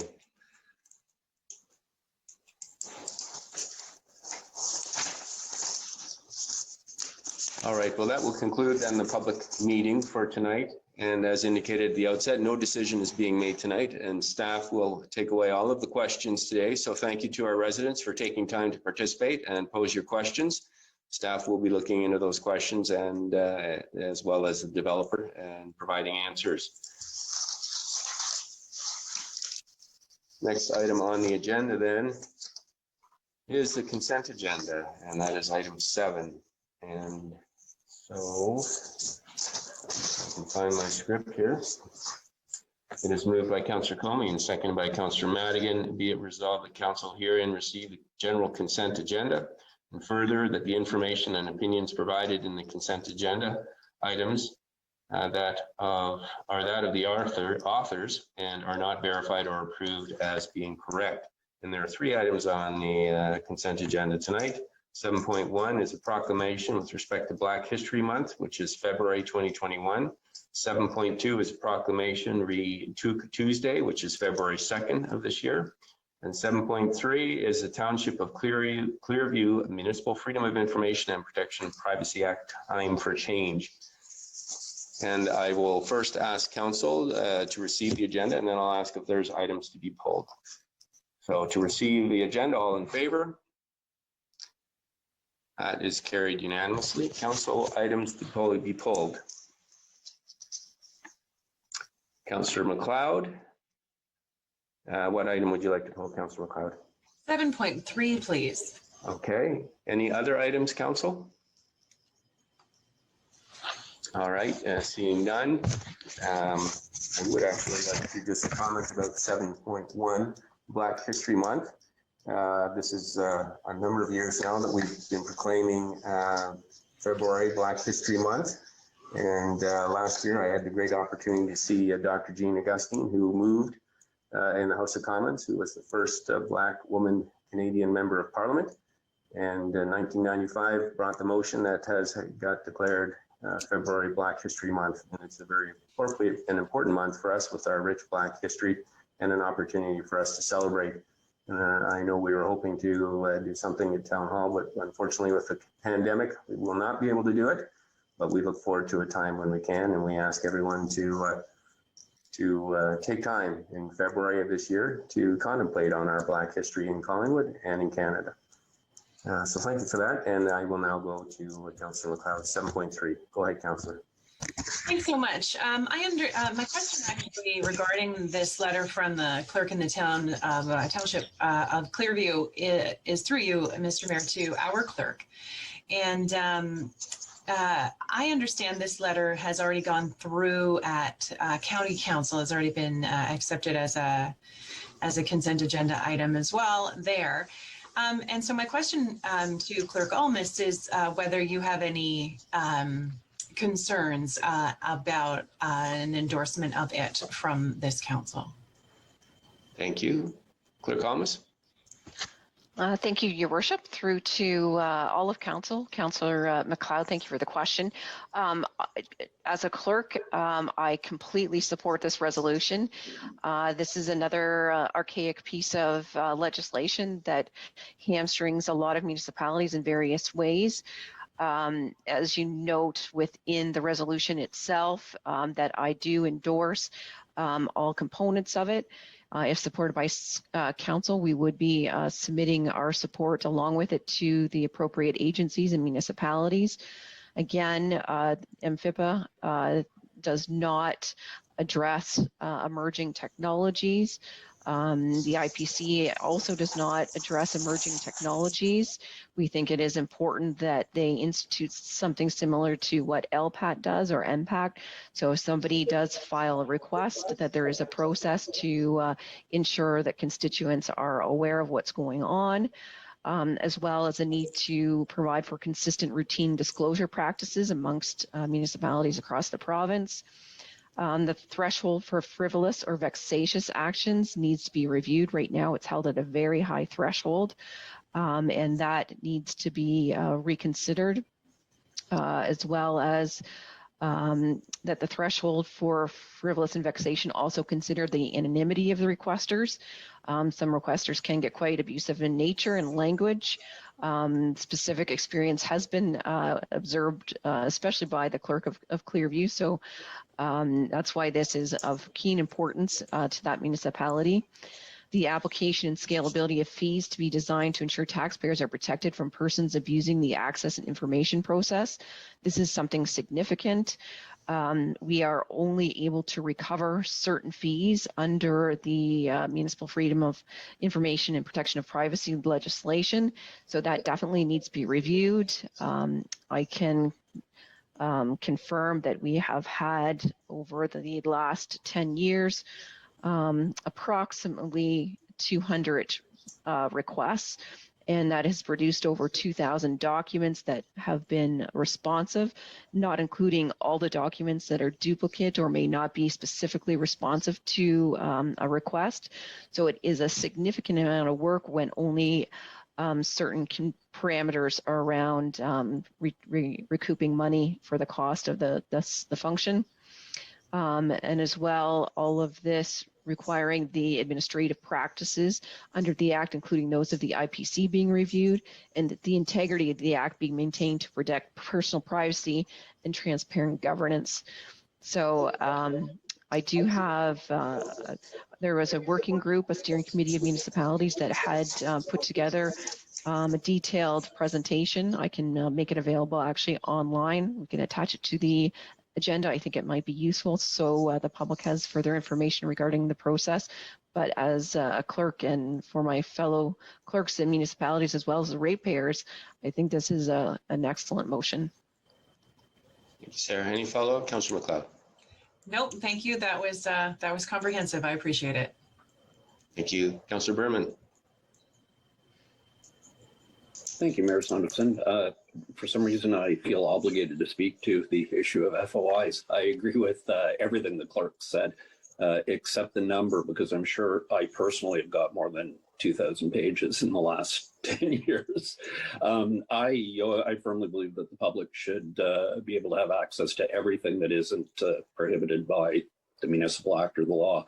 And I also don't think that it should be a burden on the taxpayers at all. I probably, I don't need you to weigh in on this, Sarah, but I probably spent about $2,000 out of my own pocket on FOIs over the years. And the two biggest ones on the rec sale and the Collis sale ended up being key parts of the judicial inquiry. So those were $1,000 between the two of them. I was happy to pay for that. I don't think the taxpayers should pay for it. I'm sorry to hear that there's this, whatever the term is, vexatious behavior. I didn't know that or hadn't even heard about it in Collingwood. So I absolutely, firsthand knowledge, support this. Thank you, Councillor Berman. Unless there's any other questions or comments, then I will call. Well, first I better read in the motion. It is moved by Councillor Madigan and seconded by Councillor Comey that the Town of Collingwood endorsed the letter dated December 18, 2020, titled Municipal Freedom of Information and Protection of Privacy Act, Time for Change. Seeing no other questions or comments, then I will call the vote. All in favor? And that is carried unanimously. Thank you. So that takes us to item 8, the Standing Committee report. And it is moved by Councillor Doherty, Chair Doherty, and seconded by Vice Chair Hamlin. Be it resolved that Council received the Development and Operations Services Standing Committee report from its meeting held January 11, 2021, and hereby approve the recommendations contained within the report as presented. PW 2021-1 Ontario Water Wastewater Agency Response Network on warrant. And the recommendation is that Council authorize the execution of the agreement, including future amendments with Ontario Water Wastewater Agency Response Network. Item 2, P 2021-1 extension of draft approval for a plan of subdivision regional commercial district, Dunn Capital Corporation and 2204604 Ontario Inc. The recommendation is the Council extend the draft approval for the proposed regional commercial district plan of subdivision for a further 4 months, round bracket June 8th, 2021, end bracket, and direct staff to continue with their review of the draft approval and bring forward a further recommendation report dealing with the development proposal prior to June 8, 2021 lapse date. And Council, these were both passed unanimously at the Standing Committee meeting. So I'm going to ask at this point in time if anybody has an item they want to pull to change the direction of the recommendation. If I don't see that, I'll call the vote, and then I will provide an opportunity to pull an item to comment about it. So I'll call the vote to receive it. All in favor? That is passed unanimously. Thank you. Is there any item that someone would like to pull? Go ahead, Councillor McLeod. Thank you. Through you, Your Worship, I have a question regarding the minutes. Okay, I'm not, we have the report, you mean the report of the committee meeting? Yes. Yes, okay, go ahead. So through you to Director Slama, I believe, is the one who would be talking about this. We had a considerable amount of consternation, I think, at some point in the fall regarding our accessible transportation, the loss thereof in town. And I read in the minutes in preparation for this meeting that there was discussion of that. I suppose I should have gone and watched the YouTube video of the meeting. However, just for my sake, could you provide a thumbnail sketch of what has happened in the interim? I believe we have managed to find a way to continue the on-demand service. Is that through you, Mr. Mayor? Yes, go ahead. Yep, go ahead, Peggy. Thank you. Through the mayor to Councillor McLeod. Yes, in the interim, we were able to secure the continued service of the accessible on-demand taxi through ACE Cabs. And they have agreed to provide the service for probably 3 or 4 months. And as we move forward and look at some of our other options. So currently we had issued a request for information just to gauge interest on what opportunities are out there to address our accessible needs with a more on-demand type of service. So we're seeking to right now to see what the interest and what the opportunities are out there. And we'll move forward from that point once we see what the response is. Whether we go to, the plan would be, if there is interest, we would go to request for proposals for the service, and depending on the type of interest, we may need to come back to council just to discuss what the opportunities are and get some direction on how to move forward. Thank you, Director Slama. Any follow-up, Councillor McLeod? No, that's good news. Thank you so much. I appreciate it.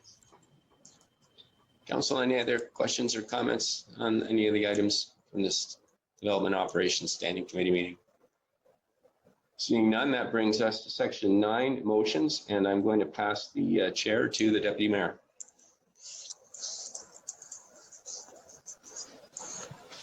Thank you, Mayor Saunderson. I will take the chair, I think, for the next two motions, which are at 9.1 and 9.2. Both were tabled by yourself at our last council meeting on January the 18th. And before I read in both motions, of course, doing them separately, I will look for a seconder. So on the first, on item 9.1, Councillor Jeffrey. So moved by Mayor Saunderson, seconded by Councillor Jeffrey.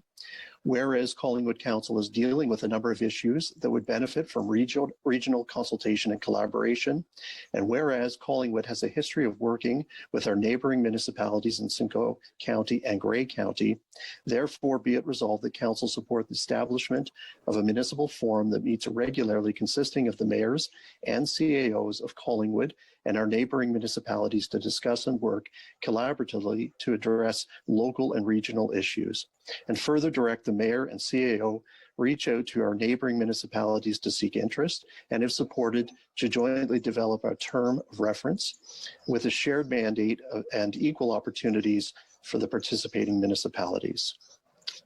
And before we call a vote, we'll open the floor to discussion, but Mayor Saunderson, would you like to speak first or last to your motion? I'll go first, and thank you, Deputy Mayor. So this is something that I think has been around in practice, but has never been formalized. And during our term, we've seen a number of issues that have come up with local and regional impacts, from affordable housing and attainable housing recently, and then to the accelerator, but also transportation and looking at working collaboratively with our neighbors in all directions to work together to achieve, I think, results that are pre-planned, are done in consultation with broader implications, so that we are doing our residents in Collingwood and in our neighboring communities a real service in streamlining the process and making sure that the discussion has been complete and started both at a local and overarching regional level to make sure that we make investments for our residents that are going to impact and benefit our region as well as our residents. And of course, we've seen this in the discussions with the hospital. So there are many very big piece items that we're wrestling with. And I think COVID has shown us the impacts, not just in Collingwood, but around that need to be looked at regionally to achieve the best results for our residents in the region. So those are my comments. Thank you. Great, thank you. Is there anyone else around the table that has a question or would like to offer comment? Councillor McLeod and then Councillor Hamlin. Thank you. I think this is a great idea and I support it wholeheartedly. I have a question, however, which is, are there budget implications for this, or are you planning to make your own snacks? Oh, and we're virtually, I guess we're left to our own devices, but I don't see this as being a big ticket budget item. I guess if there are items that would require council direction, for example, studies or initiatives that would require investment, we would certainly be coming back to council before any decisions are made. But I might also pass this through to CAO Skinner to see if she has any thoughts on that question. Thank you, Your Worship. Through you to Councillor McLeod. In an initial discussion with the mayor on this one as he was developing his proposed motion, the idea that I think is represented in the language there is that the municipalities who cared to participate would do something along the lines of rotating the chairship, suggesting agenda items and priorities for the group. So I had expected that, post-COVID, the cost might be limited to driving to Clearview or Town of the Blue Mountains and back kind of thing, just to sit, and occasionally hosting 5 or 10 coffees. So I think that within the minor amount we've set apart in the discretionary portion of the budget, we would be able to cover this. And I agree with the mayor. If there were any substantial decisions that were about new studies or spending money, they should certainly come back to council for full council direction. Thank you. Thank you. Councillor Hamlin.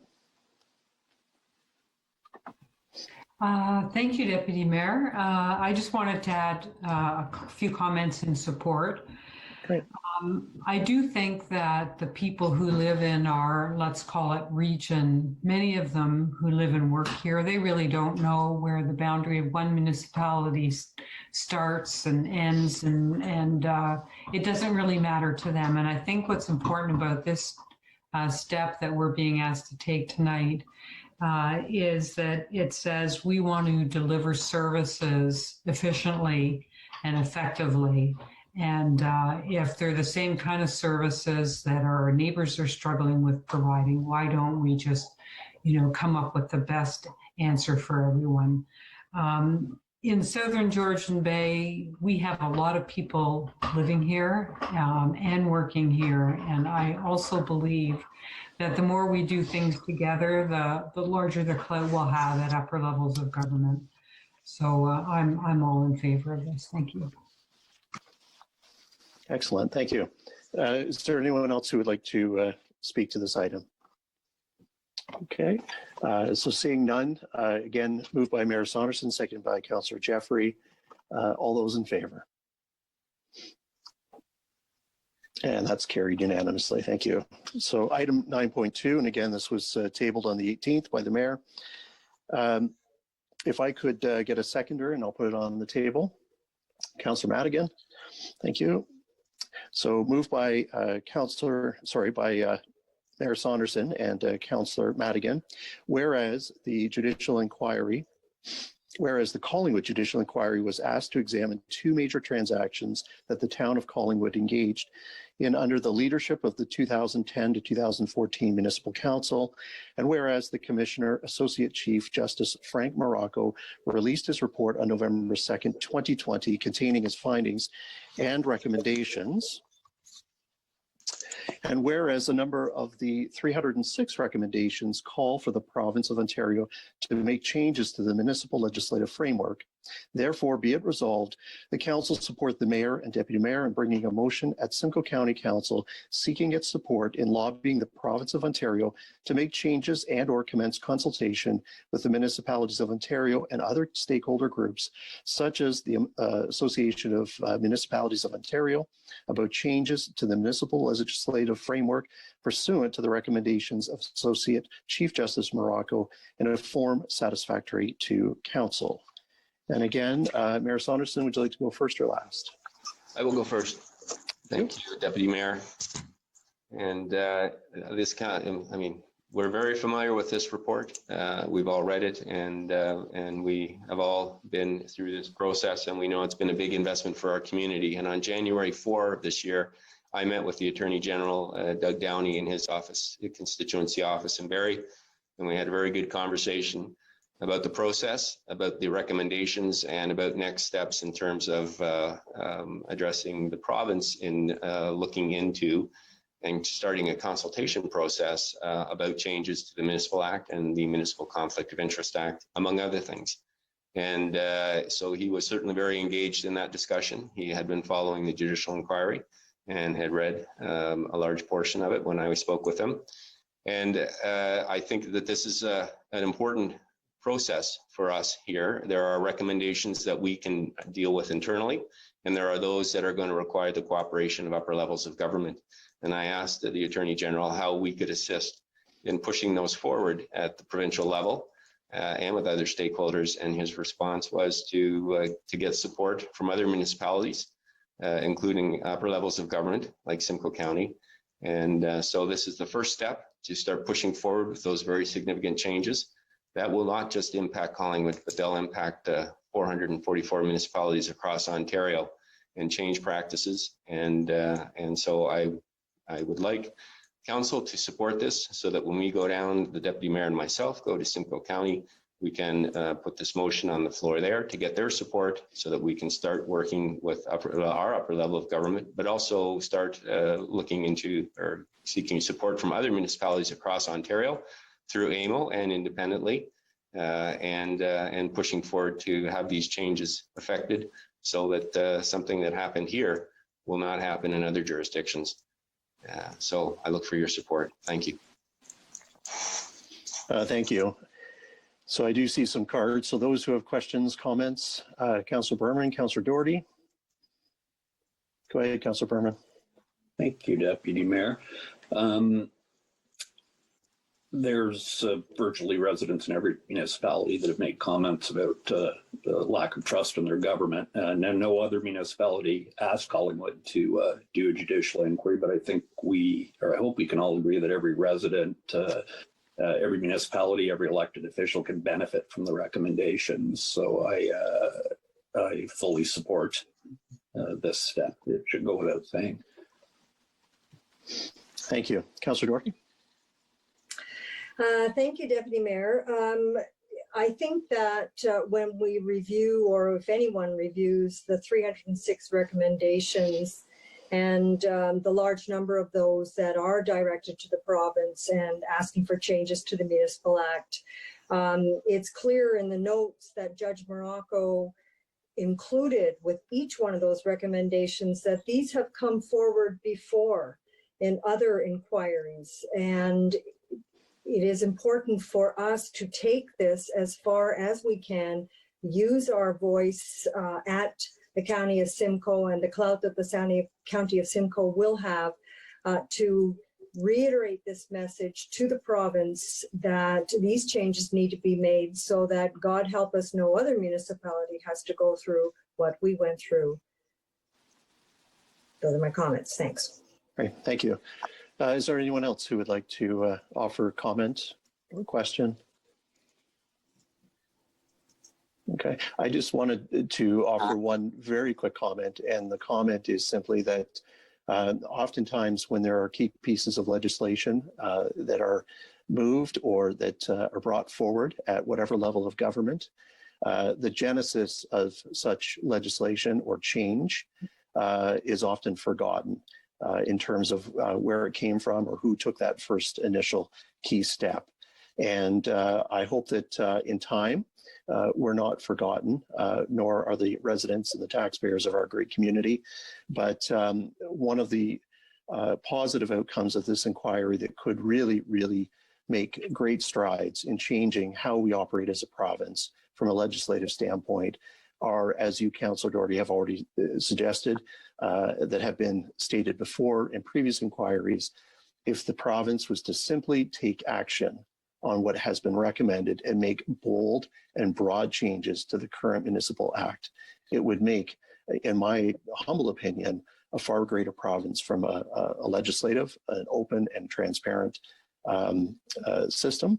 And I think it would create a far greater level of trust amongst all constituents across the province. And I'll leave it at that. And if there are no other questions or comments, again, moved by the Mayor and seconded by Councillor Madigan, all those in favor. And that's carried unanimously. And with that, I'll pass the chair back to the Mayor. Thank you very much, Deputy Mayor, and thank you, Council, for support on that. I can advise that when I was speaking to Attorney General, I did mention to him that when this thing finds its way through provincial parliament and there are changes to the Municipal Act and the Municipal Conflict of Interest Act and potentially other pieces of legislation, I asked that they be called the Collingwood Amendments. So he's got that on record, and we hope to get the acknowledgement we deserve. And this has been a long process, and there's still a great deal of work to be done. Okay, so that brings us then to item 9.3, which is a motion that was moved by Councillor Berman about the delay of asset sale fund decisions. I will look for a seconder, please. Councillor Madigan. And the motion is moved then by Councillor Berman, seconded by Councillor Madigan, that Council not spend or allocate any further funds from the asset sale proceeds until the staff report has been presented and considered by Council with the recommended options and final input from residents and community. Councillor Berman, would you like to speak to this now or at the end? At the end, please. Okay. So I will look, are there any questions or comments, Council? I see I've got Councillor Doherty and Councillor Hammond. Go ahead, Councillor Doherty. Thank you. I appreciate the principle of this motion.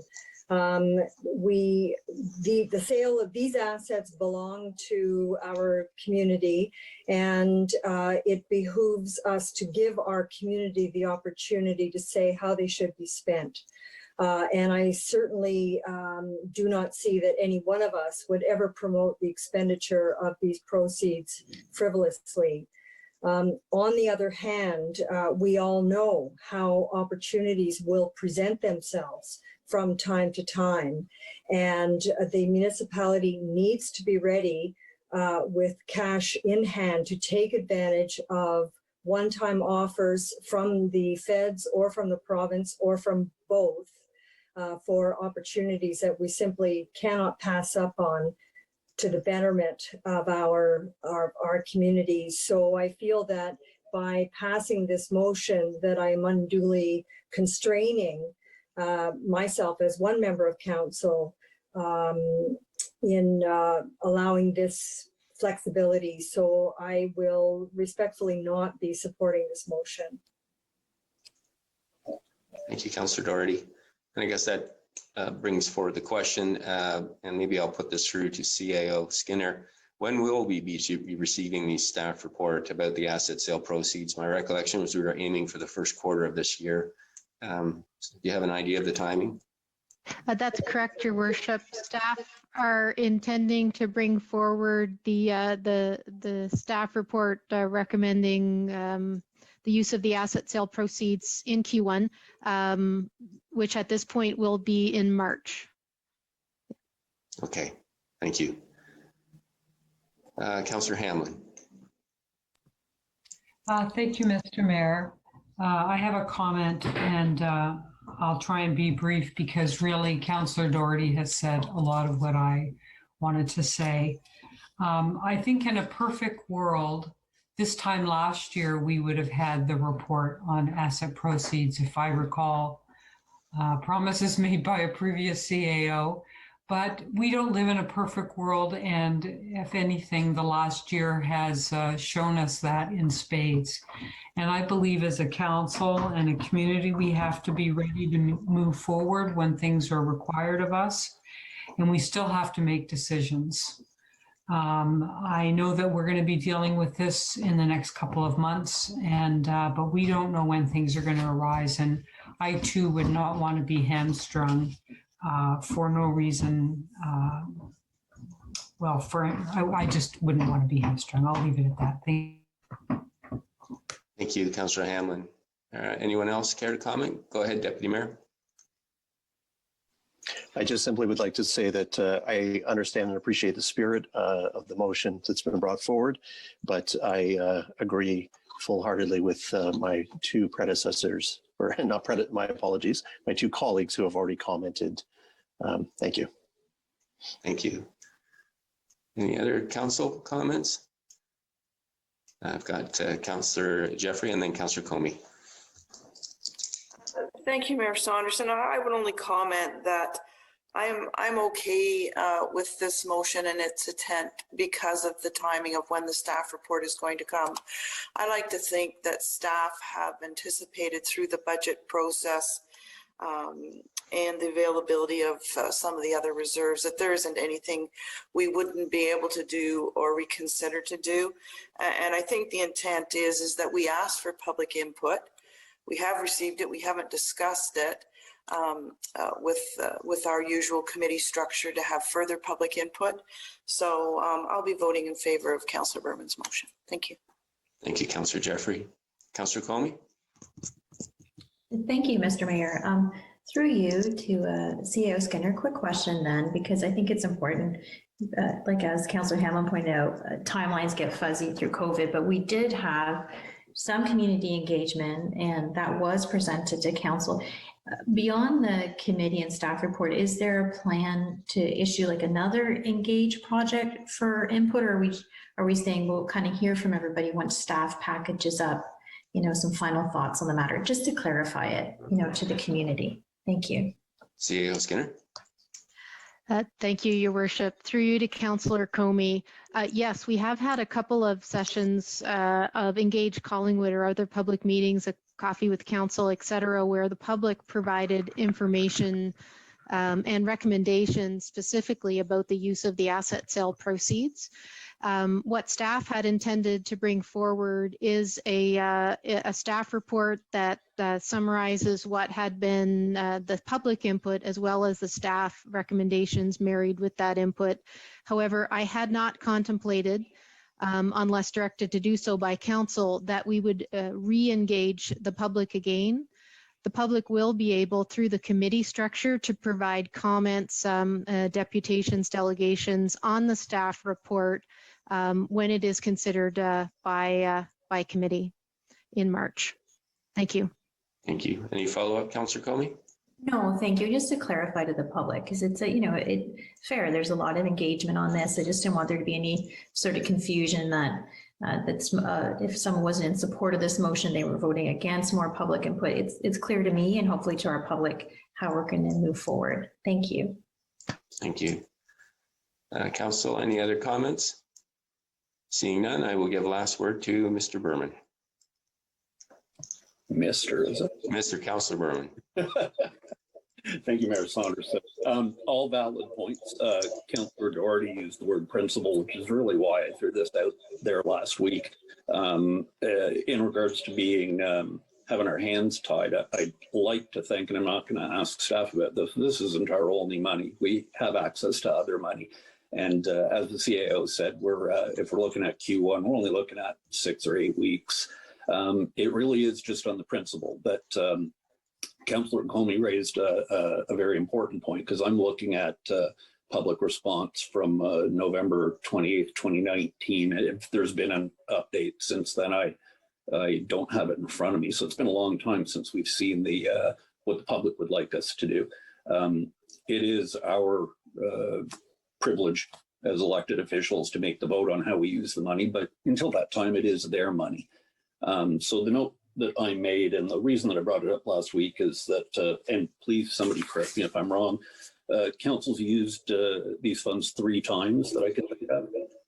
Once for discretionary items on the budget, once for COVID relief, and last week for the new accelerator program. And I don't believe that the public, because those went from council meeting to council meeting, and the budget was an amendment one, that the council ever got, or the public ever got to weigh in on that we were using their funds. So we have access to other funds. I'm just asking in principle, let's not throw these funds on the table until we've made a decision in the next 6 or 8 weeks, because it's not our money. It's not fund money. It's not a slush fund. We have access to other funds. So I'll leave it at that. Oh, and because it is about the public, I'll ask for a recorded vote, please. Thank you, Councillor Berman.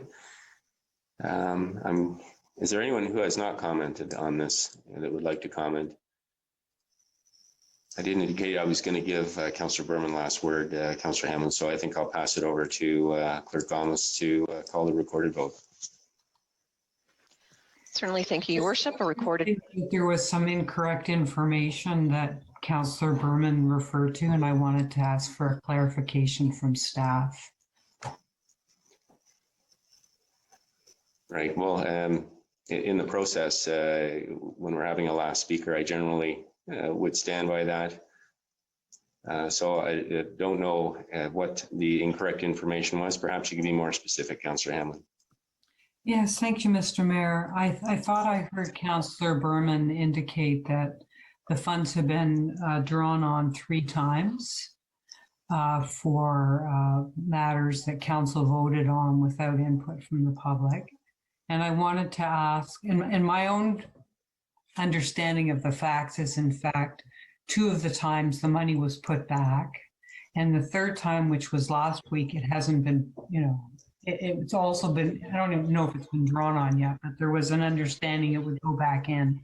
So I just wanted to make it clear that if my understanding is correct, really monies have been put back each time, and the last time the intention also is to go back unless we vote ultimately to use it.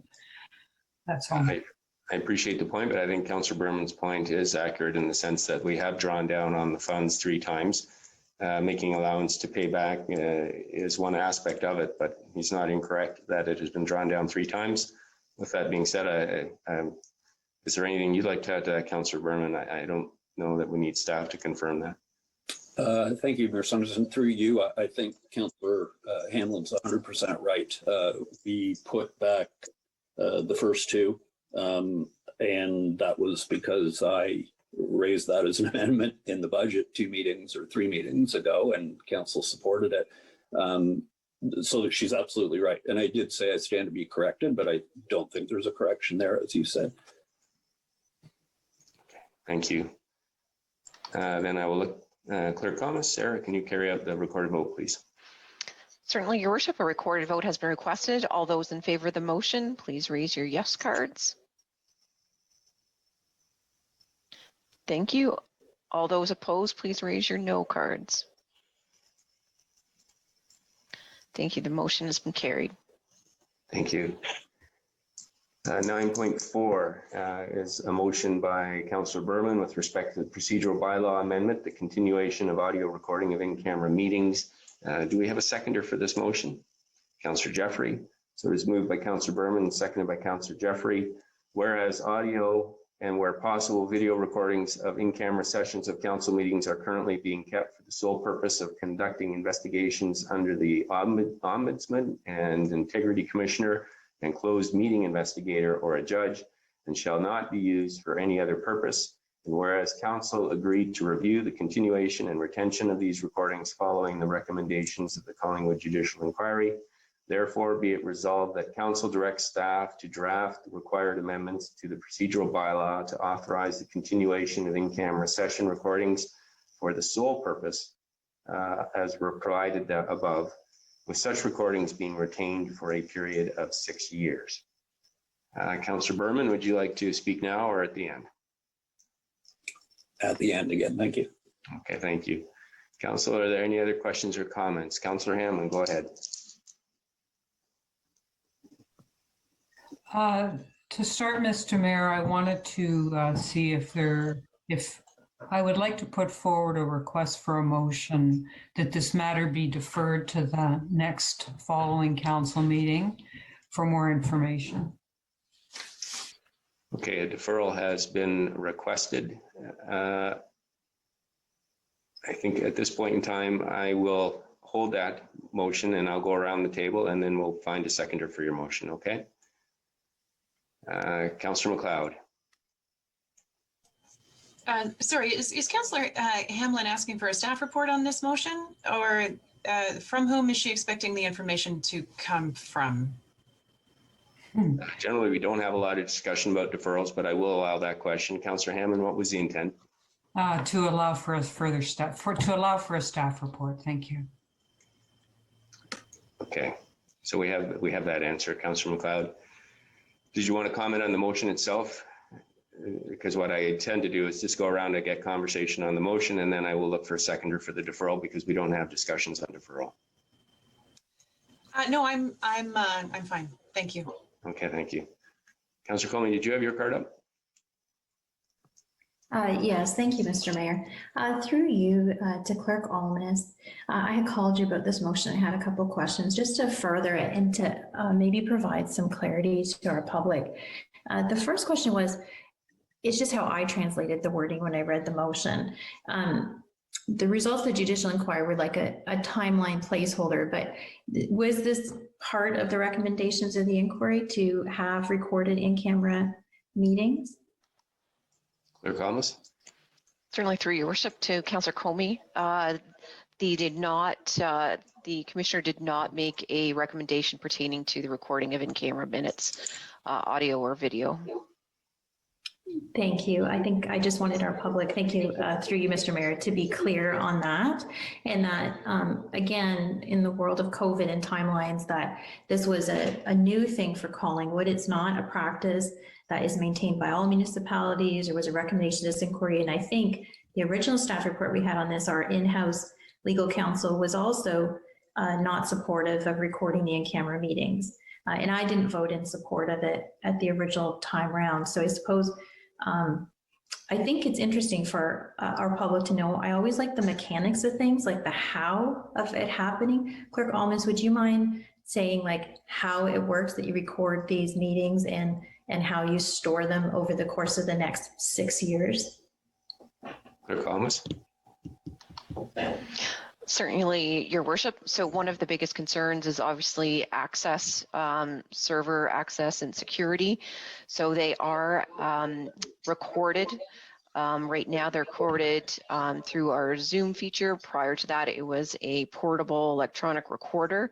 The information is downloaded on a USB, and the USB is stored directly in a secure lock within the big town vaults. So they, no one has access to that information except for those as described in the procedural bylaw.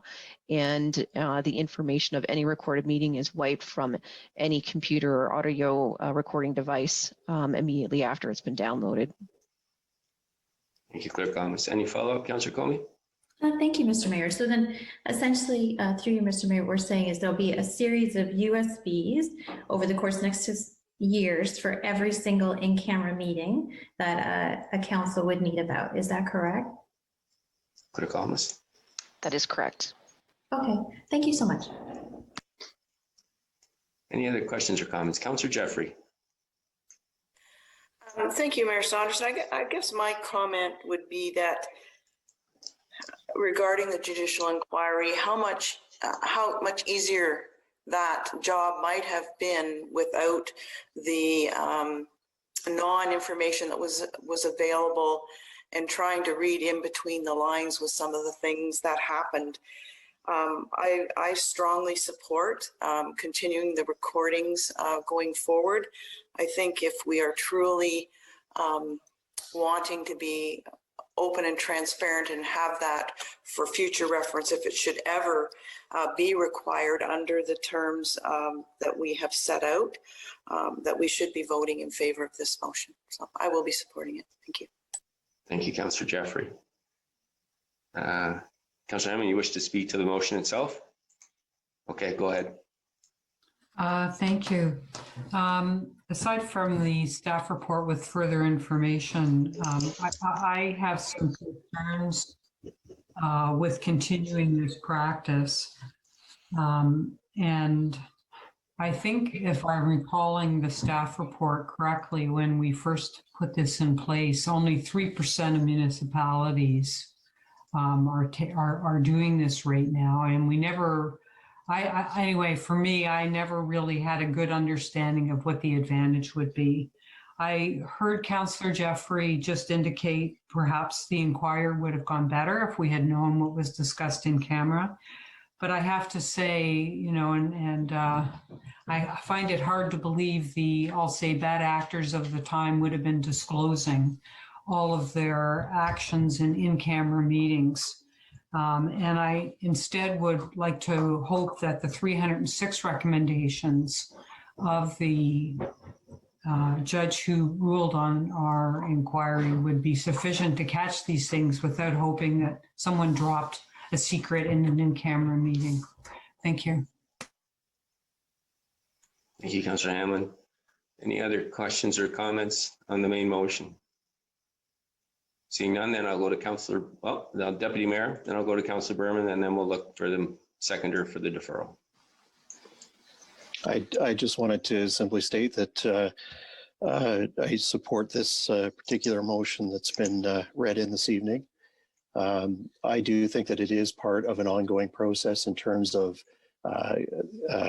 creating a level of accountability and confidence in our public that they know that when we go in camera that you know that there is an actual recording of the conversations that are taking place, a public record of what is happening, so that if down the road questions are asked about a particular issue, that they may be able to go back and make such an inquiry through the proper process through the clerk's department. I understand that there are limitations from a security standpoint. There are limitations perhaps on how long these things are kept around, et cetera.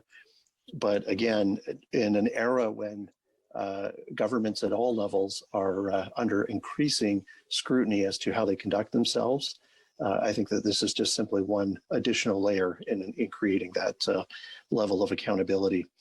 It's unfortunate that one thing that doesn't come through the recordings is the way in which people actually vote in camera.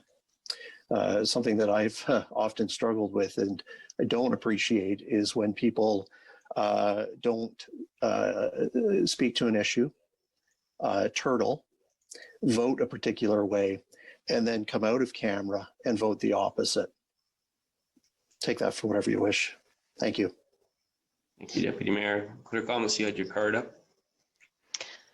Certainly, Your Worship, thank you for the opportunity. I would be remiss if I didn't make a comment.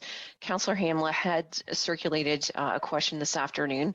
So our procedural bylaw provides very strict rules on how that information or who has access to that information. So under the Municipal Freedom of Information Protection of Privacy Act, that the majority of items are provided within that piece of legislation to be able to provide transparency where it's appropriate. So a lot of the items are discretionary for a head to disclose. So there is an exemption that is provided that a head may refuse to disclose a record that reveals the substance of deliberations of a meeting of council, board, commission, or other body, or a committee of one of them if the statute authorizes that meeting to be held in the absence of the public. So to make it clear, this is a discretionary exemption. If I have not found at this point a decision by the IPC, the Information Privacy Commissioner's Office, and that would suggest that they have recommended the disclosure of in-camera minutes. However, this is a discretionary section, and if this matter was appealed to the IPC, we would be required to disclose that record. And it is a record that is would be responsive to the request, and it would be up to the IPC and their opinion on whether it should be disclosed or not. So outside of the other officers that have access to the information, there is a potential that it could be released based on an IPC decision. Thank you for that clarification, Sarah. Councillor Berman. Thank you, Mayor Saunderson. Do I speak before we vote on a deferral? Yes, we're going to get, everyone will have an opportunity to speak to the main motion, then I'll look for a seconder on the deferral. Okay, great. Thank you. First of all, my compliments to the Deputy Mayor. I wish I'd thought of that. That was really well said. And two compliments before I say a little bit to Councillor Comey. One is on her memory. She's absolutely right that when this first came up, January 14th, because I checked the minutes today, she and Councillor Hamlin did vote against it.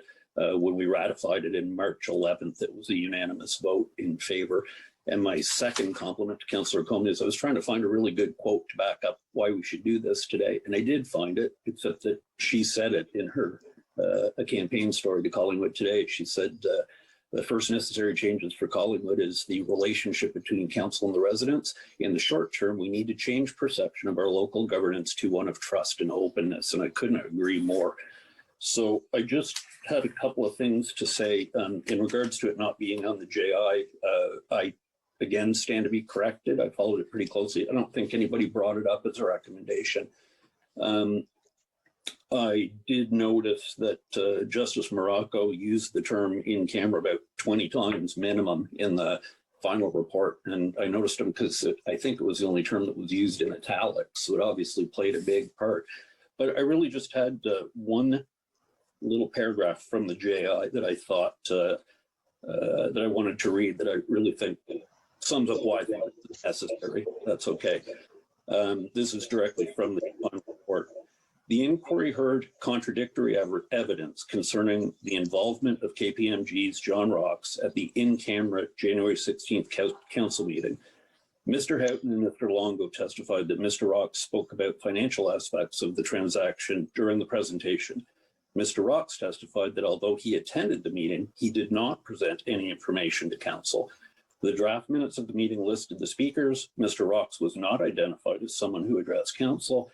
I am satisfied that Mr. Rocks did not present at the in-camera session of the January 16th meeting. So I think we all agree that a lot of time and money went into this judicial inquiry. Its results are far from over. But a lot of that money could have been saved if people had simply told the truth about what happened at the in-camera meetings when they were under oath. And I think that this is just one more way that we can ensure that the public can trust its town so that nothing ever happens like this again. And after the deferral, I think it would be fair to ask for a recorded vote on an issue of transparency. Thank you, Councillor Berman. I will look for a seconder for Councillor Hamlin's motion to defer. Is there a seconder? Councillor Comey. No discussion on deferral. So all in favor of the deferral? Opposed? And that is defeated. And I will pass the motion to Clerk Thomas for the recorded vote. Certainly, thank you, Your Worship. A recorded vote has been requested. All those in favor of the motion, please raise your yes cards. Thank you. All those opposed, please raise your no cards. Thank you. The motion is carried. Thank you, Clerk. That brings us to item 9.5, which is the Collingwood Downtown Business Improvement Area Board of Management Council appointee, and it is moved by Councillor MacLeod. Can I get a seconder, please? Councillor Berman. And the motion reads, whereas Deputy Mayor Hall was appointed as an interim member to the Collingwood Downtown Business Improvement Area Board of Management to replace the resignation of Councillor Comey, be it resolved that Deputy Mayor Hall be appointed to the Collingwood Downtown Business Improvement Area Board of Management for the remainder of the 2018-2022 council term. Any comments? Go ahead, Deputy Mayor. It's a question through you to the clerk, and I apologize. I should have asked from the very outset. Should I be stepping away from the table at this point? I think you're good to vote, but I will look to the clerk. Okay, great. I thought I'd just ask. Thank you. Are there any other questions or comments? Councillor MacLeod, do you want to say things flowery and nice about the Deputy Mayor? Petunia, geranium, tulip. This is self-explanatory. The deputy mayor has the facility, the engagement, the enthusiasm, and apparently the abilities to do a great job on the BIA. And I wholeheartedly endorse his remaining on it. And I apologize to him that this has been so slow coming to this table. Thank you, Councillor MacLeod. Any other comments or questions, Council? Seeing none, I will call the vote. All in favor? And that is carried unanimously. Thank you very much, Deputy Mayor, and keep up the good work. BIA. That brings us to item 10, which is bylaws, and item 10.1 is the 2021 dedicated gas tax funds for public transportation program. And it is moved by Councillor Berman and seconded by Councillor Doherty. Be it resolved that bylaw number 2021-2, being a bylaw to authorize the execution of the letter of agreement between Her Majesty the Queen and Right of the Province of Ontario, represented by the Minister of Transportation for the Province of Ontario and the Town of Collingwood, related to funding provided under the dedicated gas tax funds for the public transportation program, be enacted and passed this 25th day of January 2021. Council, any questions or comments before I call the vote? Seeing none, all in favor? That is carried unanimously. Thank you. And that brings us to 12.1. Oh, sorry. 11.1, notice of motion. Councillor Berman, you have a notice of motion. Do you want to read that in? Is it in front of you, or do you want me to do that? It is not in front of me, if you wouldn't mind. Okay, so we're just reading the motion in, and it will be dealt with in the first meeting in February of council. So it's about the consent agenda process, recorrecting misinformation. Whereas Section 224A of the Municipal Act states as its first definition of the role of council is to represent the public and to consider the well-being and interests of the municipality. And whereas the Town of Collingwood has implemented many policies to ensure the accountability and transparency of its elected officials, staff, and volunteers, not limited to the Code of Conduct, Lobbyist Registry, procedural bylaws, council staff relations policy, and others. And whereas the town of Collingwood continues to encourage and create platforms for its residents to write to council, speak at meetings, vote online, and otherwise participate in the democratic process.